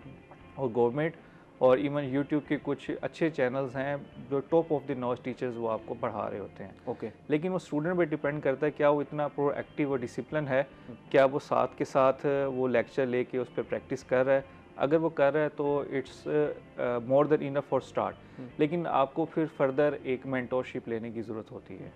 अब मैम, डॉक्टर, हम लोग जब बात करते हैं, जैसे सर ने बात की, कोट की है कि स्क्रीन टाइम बहुत ज़्यादा हो चुका है, यकसर तब्दील हो चुकी हैं जो पेरेंटिंग है उसमें जो तरजीहात हैं।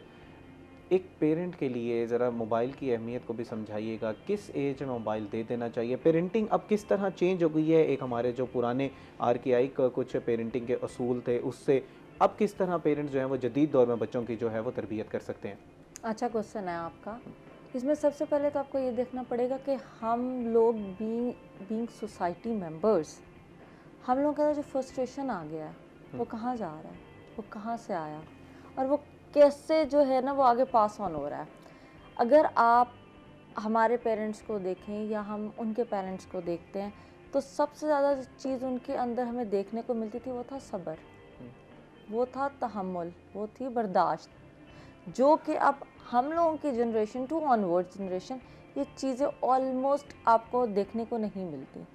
अभी बच्चा रोता है, हम सबसे पहले क्या करते हैं, स्क्रीन दिखाते हैं उसको, कोई भी राइम लगा देंगे, उसको कोई भी पोएम लगा देंगे, उसको कार्टून दिखा देंगे, मतलब पिक्चर्स, जिससे उसका अटेंशन डाइवर्ट हो जाए और फिर वो बच्चे की आदत बन जाती है कि यार मैंने खाना खाना है तो मुझे ये चाहिए, तो मुझे क्या करना पड़ेगा, रो लूँ, मैं ज़िद कर लूँ, मैं क्लंकी हो जाऊँ, मैं कुछ भी हो जाऊँ, मुझे देखने को मिल जाएगा। और पेरेंट्स क्या करते हैं, वो कहते हैं this is very good and easy approach कि बच्चा डिस्टर्ब करने लगा है या हमने कोई काम करना है तो इसको इस चीज़ों में लगा दो। पहले क्या होता था, थोड़ा सा कंपैरिजन इसको करते चलते हैं, टॉयज़ दिए जाते थे और वो टॉयज़ ऐसे नहीं होते थे कि आपने गुड़िया ले ली या आपने एरोप्लेन ले लिया, वो आपको ब्लॉक्स दिया करते थे कि आप इसको बनाएं, आप कोई ना कोई चीज़ कंस्ट्रक्ट करें।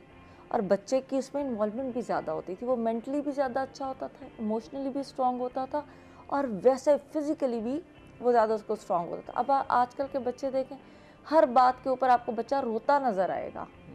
This is one of the reason कि अगर उसको आपके पास कोई चीज़, फॉर एग्जाम्पल ये कार्ड पड़ा हुआ है और उसको आपकी पसंद आ गया है, उसको पता है कि this is only one way कि मैं रोऊंगा, they will give me that. माँ बाप के लिए बहुत आसान है। ठीक है। तहम्मुल का ना होना आज की पेरेंटिंग में ये सबसे बड़ा नुकसानदेह है, क्योंकि देखिए चीनी नमक 2 साल तक आप नहीं दें बच्चे को। स्क्रीन भी अगर आपने बहुत शुरू करवानी है ना, तो 2-3 साल के बाद बच्चे के टाइमिंग फिक्स करके उसको दिखाएं, 15 मिनट दिखा दें, 20 मिनट, इससे ज़्यादा नहीं। आप ये देखें जो हम लोगों को जिन्होंने इस पे जाने से पहले मैं ज़रा जानना चाहूँगा कि आइडियल पेरेंटिंग क्या है आज के दौर में, अगर बच्चों को तरबियत करनी है, एक बच्चा पैदा हुआ है, फ़र्ज़ करें चलें एक सर्टेन एज तक तो हम उसको स्क्रीन वैसे भी नहीं दे रहे, अब स्क्रीन देना हमने स्टार्ट करनी है, 2 साल 3 साल का बच्चा है, किस तरह जो है पेरेंट्स ने अब आगाज़ करना है, न्यू पेरेंट्स के ख़ास तौर पर अगर हम बात करें जिन्होंने अब बच्चों की पेरेंटिंग करनी है, तो वो किस तरह करेंगे, एक आइडियल सिनेरियो हमें बताइएगा। मैं पहले अपनी बात को कंटिन्यू करती हूँ कि देखें जिन्होंने हमें कंप्यूटर्स दिया, उन्होंने अपने बच्चे को 11 साल की उम्र तक कंप्यूटर नहीं दिया, बिल गेट्स ने। क्यों? हम उनको ज़्यादा अजीज़ हैं, हमारी जनरेशन उनको ज़्यादा अजीज़ है? नहीं, दे नो कि यार इसके साइड इफ़ेक्ट्स क्या बनेंगे ब्रेन के ऊपर। ब्रेन की डेवलपमेंट होना कम हो जाती है अगर आप बच्चा पैदा हुआ 3-4 महीने का हुआ और आपने उसको स्क्रीन टाइम देना शुरू कर दिया, चाहे आप अपनी तरफ से थोड़ा ही दे रहे हैं, आपको लग रहा है कि यार बहुत थोड़ा है, लेकिन वो थोड़ा नहीं है, वो उसके ब्रेन को डैमेज कर रही हैं चीज़ें। अब आपने पूछा आइडियल क्या होगा, सबसे बेहतर तो आइडियल ये होगा कि वो ये देखें कि उनके पेरेंट्स क्या करते रहे हैं, उनको चाहिए कि वो पूछें। लेकिन हम लोग आजकल क्या करते हैं कि हम अपने पेरेंट्स को कहते हैं आपको कुछ नहीं आता, हमें आता है, we know better than you because we are the next generation, so हम लोग को चीज़ें ज़्यादा पता है। हालांकि ऐसा नहीं है।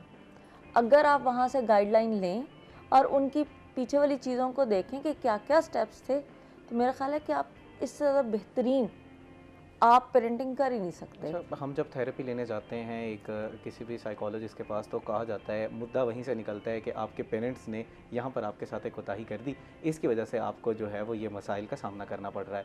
अब जब न्यू पेरेंट्स जो हैं वो ये देखते हैं कि यार मेरे अंदर, मेरी शख्सियत के अंदर ये मसाइल हैं, और एक एज एन एक्सपर्ट आप अपने मशवरा दे रही हैं कि आप अपने पेरेंट्स से सीखें, तो वो ही मसाइल फिर जनरेशन टू जनरेशन चलते रहेंगे और हम अपनी सोसाइटी को बेहतर नहीं कर पाएंगे। मैं इसीलिए एज एन एक्सपर्ट आपसे जानना चाह रहा था कि अब साइंटिफिकली बेस्ड कोई ऐसी पेरेंटिंग जिससे न्यू पेरेंट्स को भी फ़ायदा हो और हमारे नाज़रीन जो हैं वो भी समझने में उनको आसानी हो। आपने बड़ा अच्छा क्वेश्चन किया कि बहुत सारे लोगों को साइकोलॉजिकल इश्यूज होते हैं जो कि जीन्स वाइज भी आगे ट्रांसफ़र हो रहे होते हैं। अब अगर मुझे ये पता है कि मेरे अंदर एक चीज़ है, डेफिशिएंसी है, और मैं कभी भी नहीं चाहूँगी कि मेरे बच्चे के अंदर आए, हम उसके लिए कुछ ना कुछ ज़रूर करेंगे। अब देखें ये ना लर्निंग की कुछ थ्योरीज हैं, वो मैनेजमेंट के अंदर भी हैं, वो साइकोलॉजी के अंदर भी हैं, वो सोशियोलॉजी के अंदर भी हैं, और ये सारे चीज़ें कंबाइन करके चीज़ों को आगे लेके जा रही है। पेरेंटिंग का बड़ा अच्छा ये क्वेश्चंस के साथ लिंक करता है कि लर्निंग बेस कर रही है नॉलेज पे, और नॉलेज एक बहुत वाइज टर्म है। जैसे मार्केटिंग मैनेजमेंट एक वाइज टर्म है, उसके आगे वाइड टर्म्स है, उसके आगे जो है सब डिवीजन डिजिटल मार्केटिंग की है। इसी तरह नॉलेज एक बहुत बड़ी वास्ट टर्म है, हम उसको पूरा का पूरा अगर चाहें भी तो हम उसको एक कटोरे में बंद नहीं कर सकते, लेकिन हम उसको थ्योरीज के ज़रिए समझते हैं। एक थ्योरी है आपके पास बिहेवियर थ्योरी, जिसके अंदर 2 कॉन्सेप्ट दिए गए, एसोसिएशन, डी एसोसिएशन और री-इन्फोर्समेंट, ठीक है, पॉजिटिव नेगेटिव। दूसरा आपको कॉग्निटिव थ्योरी दी गई है, मैं ज़रा आसान लफ्ज़ इसलिए जी। बोल रही हूँ ताकि सबको समझ में आए। कॉग्निटिव का मतलब होता है सोचने समझने की सलाहियत, जिससे आप चीज़ों को ले सकें, और वो इंटरनल पीस से रिलेट करती है थ्योरी। तीसरी आपके पास थ्योरी है कंस्ट्रक्टिव थ्योरी, ठीक है। जो आपके एक्सटर्नल सारे एक्सपेरिमेंट से जो आप लोग सीखते हैं और उसके बाद किस तरह से वो इम्प्लीमेंटेशन हुई और उसके बाद उसके क्या इफ़ेक्ट्स है, एक उससे लर्निंग होती है। एक आपकी लर्निंग की थ्योरी है जो बिलोंग करती है विद योर सोशल लाइफ, ठीक है।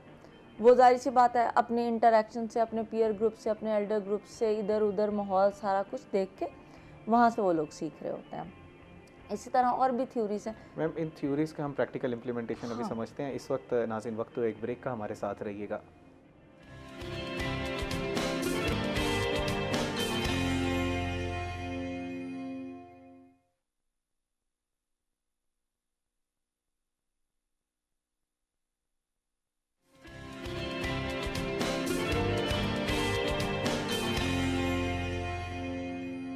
वेलकम बैक नाज़रीन। ब्रेक से पहले हम गुफ्तगू कर रहे थे कि बच्चों की तरबियत किस तरह करनी है। हम बिल्कुल बेसिक से हमने आगाज़ किया था कि किस तरह की थ्योरीज़ हैं, अब उनकी इम्प्लीमेंटेशन जानने की हम कोशिश करेंगे। डॉक्टर फातिमा हमारे साथ मौजूद है, लेकिन उससे पहले हमारे साथ शकील जो हैं वो हमें वेदर के हवाले से आगाह करेंगे कि मुल्तान में इस वक्त वेदर की क्या सूरत हाल है। जी शकील, मुल्तान की क्या सूरत हाल है वेदर की?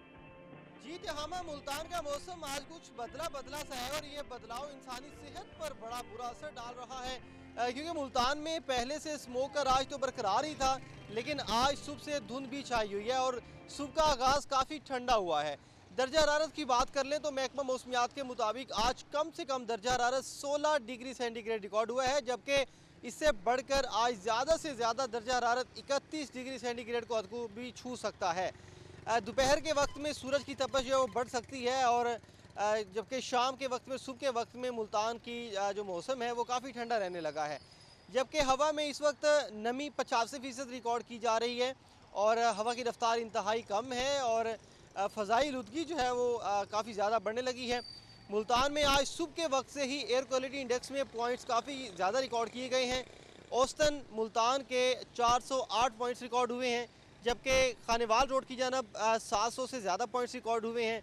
पोसन रोड की जानब 600 के करीब पॉइंट्स रिकॉर्ड हुए हैं। इसके साथ साथ मुख्तलिफ इलाकों के एयर क्वालिटी इंडेक्स के पॉइंट्स जो हैं वो मुख्तलिफ हैं, लेकिन आज सुबह के वक्त से ही काफ़ी ज़्यादा है। और इस वक्त पाकिस्तान के फ़ज़ाइल 3 शहरों में मुल्तान आज दूसरे नंबर पर मौजूद है और पहले की निस्बत आज फ़ज़ाई आलूदगी ज़्यादा रिकॉर्ड की गई है। मुल्तान की फ़ज़ा जो है वो बहुत ज़्यादा ज़हर आलूद हो चुकी है। तिबी माहिरीन भी शहरियों को हदायत कर रहे हैं कि इस जहर आलूद फ़ज़ा में जब बाहर निकलने लगते हैं तो अपना ख़ास ख्याल रखें। हसास तबीयत के लोग जो हैं वो मास्क का इस्तेमाल करें, और स्कूल के बच्चे जो सुबह के वक्त स्कूल जा रहे होते हैं, सुबह के वक्त जिस तरह से स्मोक छाई हुई है काफ़ी बुरा असर डाल सकती है। चूँकि बारिशों का भी कोई इम्कान नहीं है, इसलिए फ़ज़ाई आलूदगी मज़ीद बढ़ेगी। शहरियों को काफ़ी एहतियात करने की ज़रूरत है। जी बहुत शुक्रिया शकील, आपने आगाह किया कि इस वक्त मुल्तान की क्या सूरत हाल है। नाज़रीन, जिस तरह शकील ने आपको बताया कि आपने मास्क का जो है वो इस्तेमाल करना है, स्टेट की तरफ से जो आपको तलकीन की जा रही है, ताकि आप अपनी सेहत का ख्याल रखें और जो बच्चों को है उसको भी तलकीन करें कि वो ख़ास तौर पर जो है वो मास्क का इस्तेमाल करें। इस हवाले से डॉक्टर फातिमा से भी कुछ गुफ्तगू करेंगे कि बच्चों को किस तरह जो है वो कायल किया जा सकता है, लेकिन उससे पहले हमारे साथ अहमर ख़ान मौजूद हैं जो कि हमें वेजिटेबल और फ्रूट्स के रेट से आगाह करेंगे। जी अहमर, क्या सूरत हाल है मार्केट की?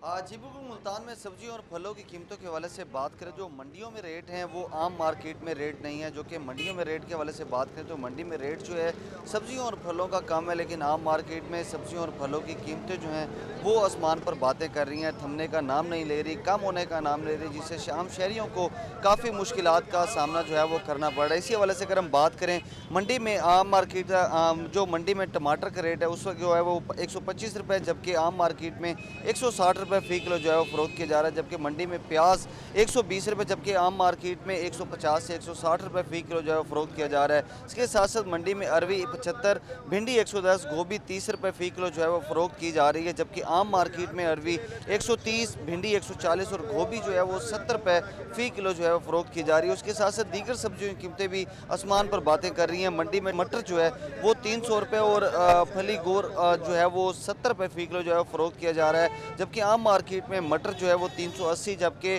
फली गोरा 110 रुपये फ़ी किलो जो है फ़रोख्त किया जा रहा है, जबकि मंडी में सब्ज़ मरच 50 और गाजर 80 रुपये फ़ी किलो फ़रोख्त की जा रही है, जबकि आम मार्केट में जो है वो सब्ज़ मरच 80 फ़ी किलो, जबकि गाजर जो है वो 100 से 110 रुपये फ़ी किलो फ़रोख्त की जा रही है।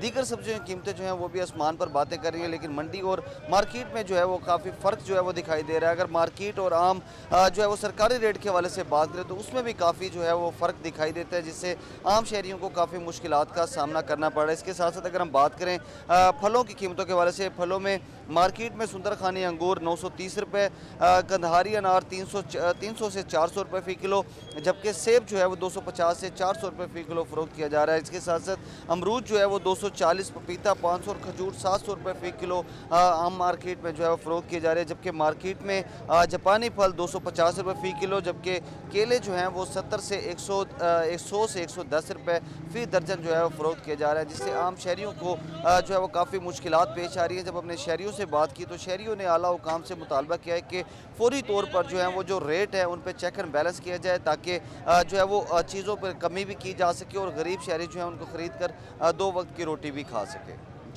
जी अहमर, बहुत शुक्रिया, आपने तफसीलन आगाह किया कि इस वक्त मार्केट की क्या सूरत हाल है, वेजिटेबल और फ्रूट्स के क्या रेट्स हैं। हम अपने टॉपिक की तरफ चलते हैं। डॉक्टर फातिमा से हम बात कर रहे थे कि थ्योरेटिकल एस्पेक्ट क्या है, उन्होंने बड़ा इन डिटेल हमें समझाया। अब हम इसका प्रैक्टिकल इम्प्लीमेंटेशन जानते हैं, ताकि हमारे जो पेरेंट्स हैं उनके लिए कुछ आसानी पैदा हो कि किस तरह उन्हें बच्चों की तरबियत करनी है। जी डॉक्टर फातिमा, मैं आपसे चाहूँगा कि अपनी बात को कंप्लीट करें और हमें थ्योरेटिकल एस्पेक्ट्स का एक इम्प्लीमेंटेशन बताएं कि किस तरह करनी है। Thank you so very much. हम बात कर रहे थे उसकी थ्योरीज की, तो हम बिहेवियरिज्म की थ्योरी से इसको स्टार्ट करते हैं। देखिए, उसके अंदर मैंने आपको कहा रीइंफोर्समेंट का एक फैक्टर है जी। जब बच्चा बहुत छोटा है, जब उसने कोई सॉलिड लेना ही स्टार्ट करना है या वो रोता ज़्यादा है, तो हम उसको अपने घर में जो डिफरेंट ऑब्जेक्ट्स हैं हम उसको वो दिखा सकते हैं। उसके लिए अगर आप खुला आसमान है, उस पर स्पैरोज़ हैं, क्रोज़ हैं, आप उनको वो दिखा के उसकी अटेंशन को उनके साथ लिंक कर सकते हैं, एसोसिएशन बना सकते हैं कि भाई जब वो रोएगा हम उसको खुली फ़िज़ा में, एक तो ऑक्सीजन ले लेगा, खैर आजकल तो आलूदा हुई है, ये एक अलग बात है, लेकिन otherwise it's very good for oxygen for the lungs. खैर, सेकेंडली बात ये है कि उससे जब थोड़ा सा बच्चा बड़ा हो जाता है, 2-3 साल का होता है, तो फिर आप उसके लिए रीइंफोर्समेंट वाली जो थ्योरी है ना उसको इम्प्लीमेंट करें। उसको ये बताएं कि बेटा ये आप करोगे, जिसके अंदर हम उसको बताते हैं गुड टच क्या है, बैड टच क्या है, क्योंकि पेरेंट्स के लिए ये बताना आजकल बहुत ज़रूरी है, क्योंकि जब आपके पास सेल फ़ोन आया तो वो हर एक के पास आ गया, और उसने सेल फ़ोन ने ये नहीं देखना कि आपकी एज क्या है। आपने कोई भी एक गूगल पे एक वर्ड भी लिखना है और आपको नहीं पता आपके सामने क्या आ जाएगा। सो आजकल के बच्चे अपनी एज से बहुत पहले बड़े हो रहे हैं, या ये कह लेना चाहिए कि उनको वो चीज़ें पता चल रही हैं जो शायद हमें अडल्ट होने के बाद पता चली हैं। तो उसमें ये कि आपने उनको ये चीज़ बतानी है। फिर रीइंफोर्समेंट जब आप रखेंगे, उसको पता होगा कि कौन सी चीज़ में करूँगा तो मुझे शाबाश मिलेगी, कौन सी चीज़ में करूँगा तो मुझे इस पर पनिशमेंट मिल सकती है, या किसी ने मेरे घर आके बता दिया, या टीचर ने बता दिया, या पीयर ग्रुप्स के किसी ने बता दिया, या सोसाइटी से किसी ने आके बता दिया। एक प्रैक्टिस ये भी होती है ना कि जैसे कोई बच्चा कोई अच्छा काम करे तो उसको कोई चॉकलेट या कुछ इस तरह की दी जाए ताकि रिवॉर्ड सिस्टम से वो उसको आदत हो जाए। हमने उसको कहा आपने बहुत अच्छा किया। दूसरी बात ये होती है कि आप उनके लिए बहुत जो है ना फेवरेबल इन्वायरमेंट पैदा करें घर में। हर टाइम सख्ती का माहौल ना हो और हर टाइम बहुत खुशी का माहौल भी ना हो कि बच्चा आपको बिल्कुल ही ज़ीरो समझ रहा हो। थर्ड जो काम आपने करना है वो ये करना है कि आपने टाइम निकालना है। पूरे दिन में एक स्पेसिफिक टाइम ऐसा हो जिसके अंदर आप बच्चे की बात सुने। पहले का मैं इसलिए कंपैरिजन बताती हूँ क्योंकि मुझे अभी तक याद है कि हम स्कूल से आते थे तो हम सुबह से लेके हम वैन में बैठे, हमने क्या किया, किससे बात की, उसको क्या जवाब दी, एंड पूरी कहानी मम्मा को सुना रहे होते थे। आज ये काम नहीं हो रहा। बिल्कुल। आज हम बच्चा सेल फोन पे ज्यादा टाइम आते ही उसने जब विंड डाउन करना है तो वो अपना मोबाइल उठाएगा या कुछ भी करेगा, वो क्योंकि उसके अंदर 8 आवर्स का जो गैप है मोबाइल से दूरी का, वो उसको फ्रस्ट्रेट किए हुए होता है। वो खाना बाद में खाता है, यूनिफॉर्म बाद में चेंज करता है, टीवी पहले लगाता है या सेल फोन वो पहले पकड़ता। पेरेंट्स का किरदार क्या होना चाहिए? पेरेंट्स को क्या दोस्त होना चाहिए या एक पेरेंट को दोस्त होना चाहिए, दूसरे पेरेंट को सख्त होना चाहिए? किस तरह का माहौल होना चाहिए? देखिए, आइडियली तो यही होना चाहिए कि बच्चे के साथ दोनों एक तो फ्रेंडली रहें, लेकिन इतने फ्रेंडली ना हो कि बच्चा उसको फॉर ग्रांटेड ले ले। देखिए, पेरेंट का काम है पेरेंटिंग करना, उनके ऊपर नज़र रखना, क्योंकि वो हमारे ऊपर हमारे भी जवाबदेह हैं कि हमें किस तरह से उन्होंने पाला बड़ा किया है, जो भी, ठीक है ना। तो वो एक अगर पेरेंट डांट रहा है तो दूसरा फौरन उसके सामने उसको टोके नहीं। एक तो ये बहुत लाजमी बात है कि अगर मदर डांट रही है बच्चे को तो फादर या ग्रैंड मदर या कोई और सिस्टर इन लॉ या कोई भी सिस्टर या ब्रदर कोई भी वो आके ये मत कर तुमने बच्चे को क्यों डांटा, क्यों स्कूल कर रहे हो, ये ना करो वो ना करो। This is very bad impact. उसको बच्चे की फौरन एसोसिएशन, फिर दोबारा वो लर्निंग प्रोसेस जिसे मैंने कहा था एसोसिएशन और डी एसोसिएशन वाला, उसकी एसोसिएशन बन जाएगी कि मुझे मारेंगे मैं दादी माँ के पास चला जाऊंगा, मैं नानी के पास चल, मैं बाबा को बता दूंगा, बाबा डांट रहे हैं तो मैं मम्मा को बता दूंगा, मैं इसको बता दूंगा, मैं बच जाऊंगा। आप बेसिकली करते क्या हैं बच्चों के सामने, पेरेंट्स एक दूसरे को ह्यूमिलेट कर रहे होते हैं, डिग्रेड कर रहे होते हैं टोक के, और बच्चा कभी उस पेरेंट की इज्जत नहीं करता जिसको कोई एक पेरेंट एक दूसरे के सामने डांट दे बच्चों के सामने। दूसरी बात ये कि जैसे मैंने आपको कहा कि कोई एक टाइम जैसे मील टाइम आप डिनर निकाल सकते हैं, और आप जल्दी जाने वाले हैं, बच्चे ने सुबह स्कूल जल्दी जाना, हमने ब्रेकफास्ट साथ नहीं किया, ओके। लंच में क्योंकि फादर्स ने वर्किंग मैन है सारे के सारे, उन्होंने बाहर काम कर, लेकिन डिनर एक ऐसा टाइम है जिसमें बच्चे भी घर पे हैं, बीवी भी घर पे है, शौहर भी घर पे है, तो आप उसमें से बच्चे से पूछें, फेवरेबल उसको वो दें, उसको सारी चीज़ें दें जो उसकी नीड की हैं, लेकिन एक्सेसिव ना दें। ओके। क्योंकि एक्सेसिव कोई भी चीज़ होगी वो जहर बनेगी। क्योंकि जितनी छोटी एज है, इवन टीन एज तक भी, जब तक वो अडल्टहुड में नहीं आता उसको चीज़ों का नहीं पता होता, टू बी वेरी फ्रैंक। ये जो हम आजकल कहते हैं ना कि मार नहीं, बिल्कुल प्यार भी नहीं और बिल्कुल मार भी नहीं, बैलेंस रखें। आजकल ये कॉन्सेप्ट है ना कि पेरेंट्स को जो है वो दोस्त होना चाहिए ताकि बाहर उसके कुछ ऐसे दोस्त ना बन जाए जिनके साथ वो अपनी शेयरिंग करना स्टार्ट कर दे। पेरेंट्स के अंदर इतना एतमाद होना चाहिए, बच्चे को इतना एतमाद होना चाहिए कि वो पेरेंट्स के साथ हर चीज़ अपनी जो है वो शेयर कर दे। ये तो हमने ऑलरेडी कह दिया ना, फेवरेबल एटमॉस्फेयर पैदा करें। जब आप एक डिनर टाइम में बैठेंगे तो वो आपसे अपनी चीज़ें शेयर करेगा, क्यों? क्योंकि उसके पेरेंट्स फ्रेंडली हैं और वो इन्वायरमेंट उसको फ्रेंडली देते हैं। जैसे फॉर एग्जांपल एक और बात कि जैसे आपकी 3 महीने की छुट्टियां होती हैं बच्चों की, अक्सर लोग उनको नादन एरियाज में ले जाते हैं, ये उनकी ग्रूमिंग हो रही है। उनको विजिट पे किसी और जगह हिल स्टेशन ले जाते हैं या किसी आउट ऑफ सिटी ले जाते हैं, तो उसकी ग्रूमिंग कर रहे हैं। मैम इस पे मजीद भी गुफ्तगू करेंगे, लेकिन इस वक्त को एक ब्रेक का। नाज़रीन हमारे साथ रहिएगा।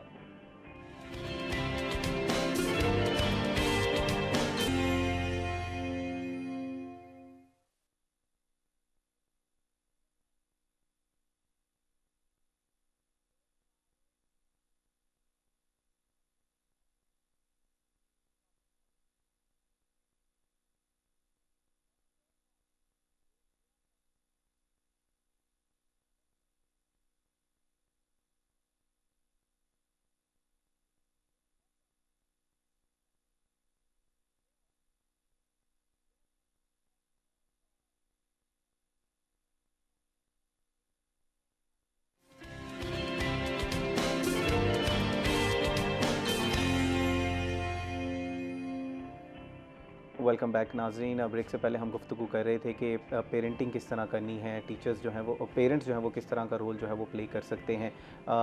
इस हवाले से मज़ीद भी गुफ्तगू करेंगे। डॉक्टर फातिमा हमारे साथ मौजूद हैं, लेकिन हमारे साथ यूसुफ अयूब साहब मौजूद हैं जिनसे हम डिजिटल मार्केटिंग पे बात कर रहे थे। हमने इनसे जानने की कोशिश की कि डिजिटल मार्केटिंग है क्या, किस तरह जो है वो ये सीखी जा सकती है। अब ज़रा थोड़ा सा एडवांस चीज़ें जो है वो टेक्निकल चीज़ों की तरफ चलते हैं कि किस तरह की ये स्किल्स हैं, किस तरह जो है वो फ़ायदा दिया जा सकता है, कौन सी स्किल जो है वो सीखना लाजमी है। जी सर बताइएगा कि technical side of the digital marketing क्या है।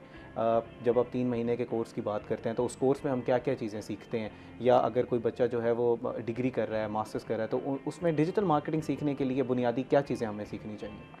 अच्छा, सबसे पहले जो बुनियादी चीज़ें हैं वो आपको बिज़नेस की होना होनी चाहिए। बिज़नेस काम कैसा करता है, उसके एलिमेंट्स कौन से हैं और उसका मार्केटिंग की आपको होना होनी चाहिए। फिर हम लोग आ जाते हैं डिजिटल एस्पेक्ट पे। जी देखें, अब हमने टेक्नोलॉजी को डिनाई नहीं कर सकते। एज अ बिजनेसमैन हमेशा बिजनेसमैन देख रहा होता है कि उसके जो पोटेंशियल क्लाइंट है वो मोस्ट ऑफ द टाइम कहाँ गुजारते हैं, तो वो वहाँ वो अपनी जो प्रोडक्ट है या सर्विसेज है उसको वो दिखाना चाहता है। तो जैसा कि मैंने आपको पहले स्टैट्स बताया कि पाकिस्तान की 25 करोड़ आबादी में से 47% तकरीबन 12 करोड़ यूज़र्स इंटरनेट पे मौजूद हैं और उसमें से तकरीबन 7 करोड़ सोशल मीडिया पे मौजूद हैं। तो अगर आपका कोई भी बिज़नेस है, ऐसा नहीं है कि आपका कोई बहुत hi fi e commerce brand हो, बेशक आप दर्जी हो, मोची हो, डॉक्टर हो, कोई भी हो, आपने अपने आप को दुनिया को बताना है कि यार मैं ये हूँ, मैं ये काम करता हूँ। वो आप कैसे बताओगे? वो थ्रू डिजिटली बताओगे। और most of the platforms free हैं, यानी कि अगर आपने फेसबुक का पेज बनाना है वो फ्री है, अगर आपने कंटेंट बनाना है, पोस्ट करना है, वो फ्री है। सबसे इम्पोर्टेंट चीज़ गूगल माई बिज़नेस, कि आप अगर कोई आपके एरिया में कोई सर्च करता है best ladies tailor near me, तो वही टेलर सामने आएगा जिसने अपने आप को डिजिटाइज़ किया हुआ है। तो हमारी ऐसी ख़वातीन जो कढ़ाई सिलाई का काम करती हैं, जो ट्यूशन पढ़ाती हैं, या वो कोई भी काम करती हैं, तो अगर वो ट्रेडिशनल मार्केटिंग की तरफ जाएंगे तो बहुत मुश्किल है कि उनके पास कस्टमर आएगा। ठीक है। तो उनको डिजिटाइज़ होना पड़ेगा और ये होना बहुत आसान है। जो 3-4 महीने का कोर्स है वो आपको ये सिखा देता है कि आपकी बुनियाद बन जाती है कि आपने आप चाहे किसी फील्ड में भी हो, आपने उस डिजिटल वर्ल्ड से किस तरह फ़ायदा उठाना है। सर, जब हम जैसे मैं स्किल्स की बात कर रहा था कि उस 3-4 महीने के कोर्स में हमने कौन सी स्किल सीखी? हम जब डिजिटल मार्केटिंग की बात करते हैं, क्या हम उसमें जो हमारी ग्राफिक डिज़ाइनिंग है उसकी बात कर रहे हैं, हम एसईओ की बात कर रहे हैं, हम क्या मेटा या फेसबुक की जो हमारी एड्स हैं उसकी बात कर रहे हैं, या इन सारी चीज़ों का नाम डिजिटल मार्केटिंग है? अच्छा, पहले तो हमें ना डिजिटल मार्केटिंग को समझना कि बेसिकली होती क्या है। हर वो प्लेटफॉर्म जो डिजिटाइज है, चाहे वो हमारा सोशल मीडिया है, चाहे हमारा गूगल है, हमारा व्हाट्सएप है, इवन हमारा एसएमएस है, वो तमाम डिजिटल प्लेटफॉर्म्स को समझना कि वो काम कैसे करते हैं, उनके फंडामेंटल्स क्या हैं, एज अ बिज़नेस ओनर हम उसको और अपनी बिज़नेस के ऑब्जेक्टिव्स को कैसे अलाइन कर सकते हैं, डिजिटल मार्केटिंग आपको ये सिखाती है। ठीक है। उसमें आपको तमाम चीज़ें सोशल मीडिया के बारे में बताया जाता है, गूगल के बारे में बताया जाता है, माइक्रोसॉफ्ट बिंग के बारे में बताया जाता है कि तमाम डिजिटल प्लेटफॉर्म्स की आपकी फाउंडेशन बन जाती है। ठीक है। फिर आप देखते हो कि मेरे लिए क्या ज़रूरी है। कुछ ब्रांड्स हैं वो सोशल मीडिया पे बहुत अच्छा ग्रो करते हैं, कुछ ब्रांड्स हैं वो गूगल के ऊपर अपनी वेबसाइट को रैंक करवाना चाहते हैं, तो उसके अंदर आपको एक आपकी बेस बन जाती है। तो फिर नेक्स्ट स्टेप पे आप चूज़ करते हो। लेट्स सपोज़ मैं ये चाहता हूँ कि मेरा जो बिज़नेस है वो गूगल पे बहुत सर्च किया जाता है, तो गूगल पे रैंक करने के लिए आपको क्या चीज़ चाहिए? वो चाहिए आपको वेबसाइट। अब वो आपको 3-4 महीने में वेबसाइट बनाना तो नहीं सिखा सकेंगे, लेकिन आपको ये पता चल जाएगा कि मुझे वेबसाइट चाहिए। वो आप खुद सीख लें या किसी से बनवा लें। वेबसाइट आपकी बन गई, फिर वेबसाइट के ऊपर आपका कंटेंट राइटिंग एक स्किल है। वो आपको बता दें कि कंटेंट राइटिंग एक स्किल होती है। वो 3-4 महीने में आपको नहीं सिखा सकते, लेकिन आपको पता चल जाएगा, आप आउटसोर्स कर सकते हैं। बिल्कुल, ये मैंने सीखनी है। फिर आपकी वेबसाइट बन गई, फिर अब आप चाहते हो कि कोई भी रेलेवेंट क्यूरी जब सर्च करें मेरी वेबसाइट सबसे ऊपर आए। लेट्स सपोज मैं सर्च करता हूँ कि best clinical psychologist in Multan, तो मैं चाहता हूँ कि मैं एज अ डॉक्टर मेरी जो वेबसाइट है वो सबसे ऊपर रैंक करे और फर्स्ट पेज पे आए। फिर आपको क्या करना पड़ेगा? फिर आपको SEO की प्रैक्टिस करनी पड़ेगी, जिसको हम लोग कहते हैं सर्च इंजन ऑप्टिमाइजेशन। लेकिन जब आप ये सीखेंगे तो आपको पता लगेगा कि ये जब आप प्रैक्टिस करना शुरू करते हैं इसके रिज़ल्ट आपको मिलेंगे 6 से 9 महीने के बाद। फिर उसके अंदर बाद ये आता है गूगल एड्स।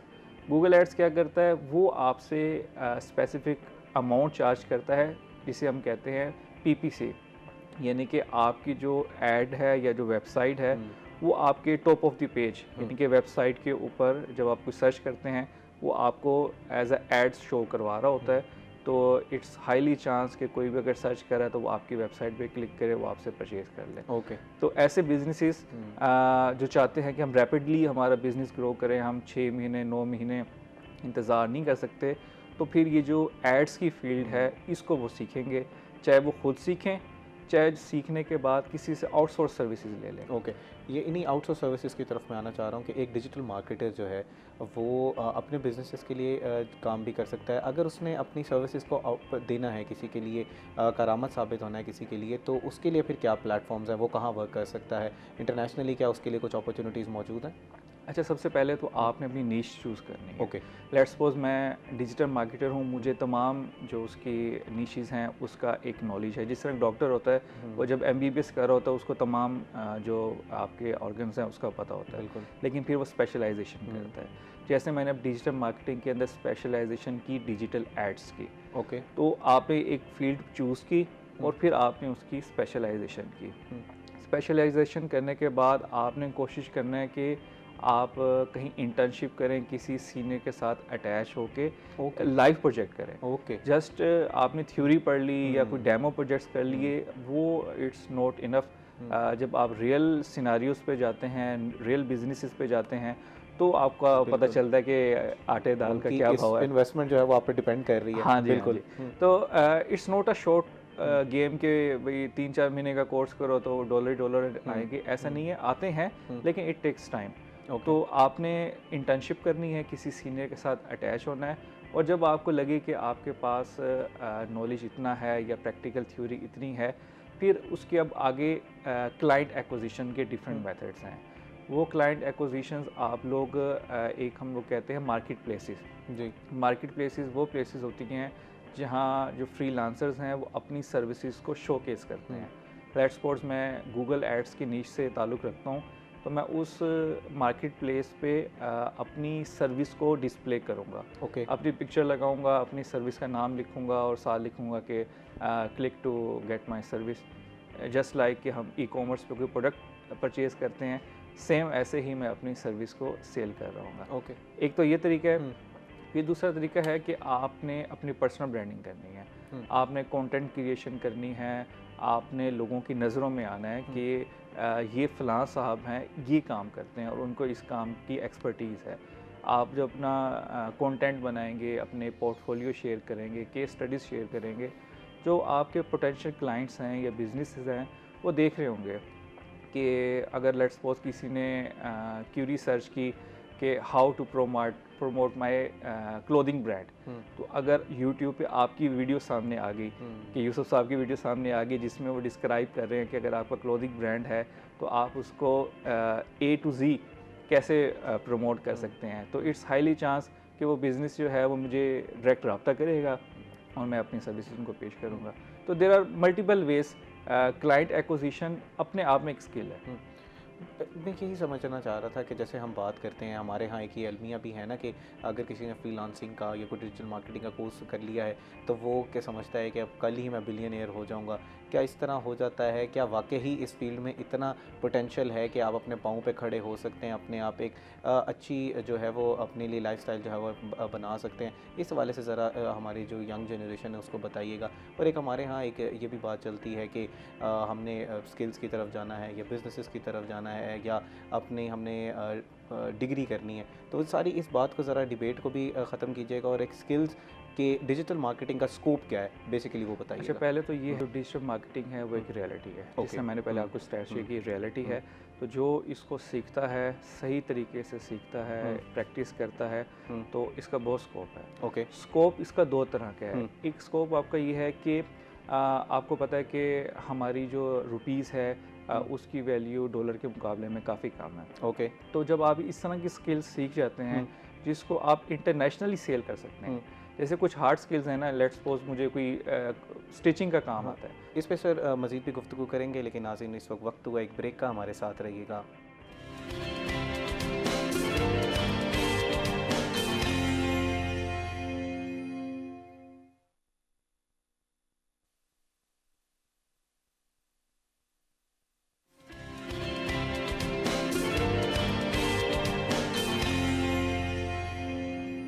वेलकम बैक नाज़रीन। ब्रेक से पहले हम डिजिटल मार्केटिंग के हवाले से गुफ्तगू कर रहे थे। हमने जाना कि क्या किस तरह की स्किल है, किस तरह की टेक्निकल एक्सपर्टीज़ आपके पास आ जाती हैं जब आप इस कोर्स को कर सकते हैं, और क्या किस हम पाँव पे खड़े हो सकते हैं नहीं, इस हवाले से मज़ीद भी गुफ्तगू करेंगे।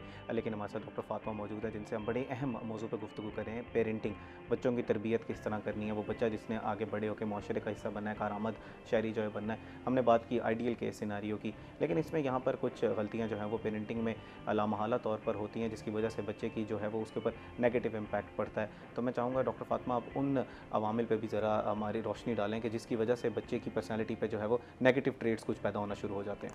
देखिए, ये बहुत इंपॉर्टेंट क्वेश्चन है और सबको ये पता होना चाहिए कि अगर कोई पेरेंट भी है तो उसके जहन में ये ज़रूर होना चाहिए कि वो भी गलत हो सकता है। हमेशा हर दफ़ा बच्चा गलत नहीं होता। एक तो कंपैरिजन ना करें, सिबलिंग्स का आपस में कंपैरिजन नहीं होना चाहिए। दूसरा, उसका उसके पीयर ग्रुप्स के साथ कंपैरिजन नहीं होना चाहिए कि तुमने टॉप ही करना है, ज़रूरी नहीं है, वो फेल भी हो सकता है। अगर वो फेल हो गया तो उसको उसी Excellent तरह से एक्सेप्ट करो जिस तरह आप, अगर वो विनर है तो आप उसको कर रहे हो, गोल्ड मेडलिस्ट है तो आप उसको कर रहे हो। हर बंदे में कुछ ना कुछ ऐसा होता है जो दूसरे में नहीं होता, उस चीज़ को अप्रिशिएट करें अपनी, और उसको सुने। अगर वो किसी चीज़ पे अड़ गया है कि यार ये मैं ये वाली बात कह रहा हूँ और ये मेरी बात ठीक है या मैंने ऐसे करना है, तो पेरेंट्स को चाहिए कि सुने उसको। ये मत कहें कि हमें तुमसे ज़्यादा पता है और तुम गलत कह रहे हो। जब आप ये बात कहनी शुरू करते हैं और बच्चे को सुनते नहीं और सुनने के बाद उसको स्नैप कर देते हैं और उसके ऊपर रिसर्च नहीं करते कि उसने ये बात क्यों की, तो आपके बच्चे के अंदर नेगेटिव ओरास ज़्यादा आते हैं, नेगेटिव पर्सनालिटी उसकी ज़्यादा होती है और वो डेफिनेटली बड़ा होकर माशरे के अंदर नेगेटिविटी ही फैलाएगा, पॉजिटिव नहीं रहेगा वो। ओके, अब मैम अगर हम बच्चों की जिस तरह बात कर रहे हैं, आपने कहा कि नेगेटिवली उनको जो है वो स्नप नहीं करना छोटी बात पे, तो एतमाद किस तरह पैदा किया जा सकता है एक बच्चे के में पेरेंट्स के अंदर, ख़ास तौर पर जैसे आपने बात की कि उसको डांट दिया जाता है, कंपैरिजन किया जाता है, तो एतमाद किस तरह पैदा करें? अगर आप उसको फ्रेंडली इन्वायरमेंट दे दें, मैंने पहले भी ये बात रिपीट की है कि फ्रेंडली इन्वायरमेंट का मतलब ये नहीं है कि आपने बिल्कुल उसके साथ उसको ज़्यादा ना छोड़ दी, वो जो कर रहा है जी हम तो फ्रेंडली नहीं, सख्ती भी रखें, उसको बताएं भी सही, लेकिन उसकी बात भी सुने। फेवरेबल इन्वायरमेंट घर का रखें। अगर उसको कोई परेशानी है, उसको कोई डिस्टर्बेंस है, तो वो अपनी बात बता सके। अगर वो खुश है तो वो अपनी बात बता सकते। इवन दैट कि अगर उसके साथ कुछ गलत हो गया या उसने कुछ गलत कर दिया, तो घर का इन्वायरमेंट इतना फेवरेबल होना चाहिए कि वो अपनी बात शेयर करे।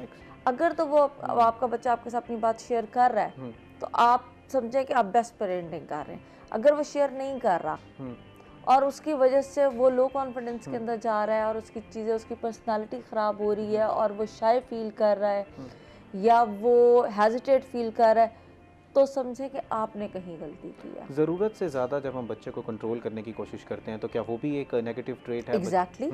एग्जैक्टली, क्योंकि आप अपने आप को उसके ऊपर इम्पोज कर रहे हो ना, उसकी अपनी पर्सनालिटी है।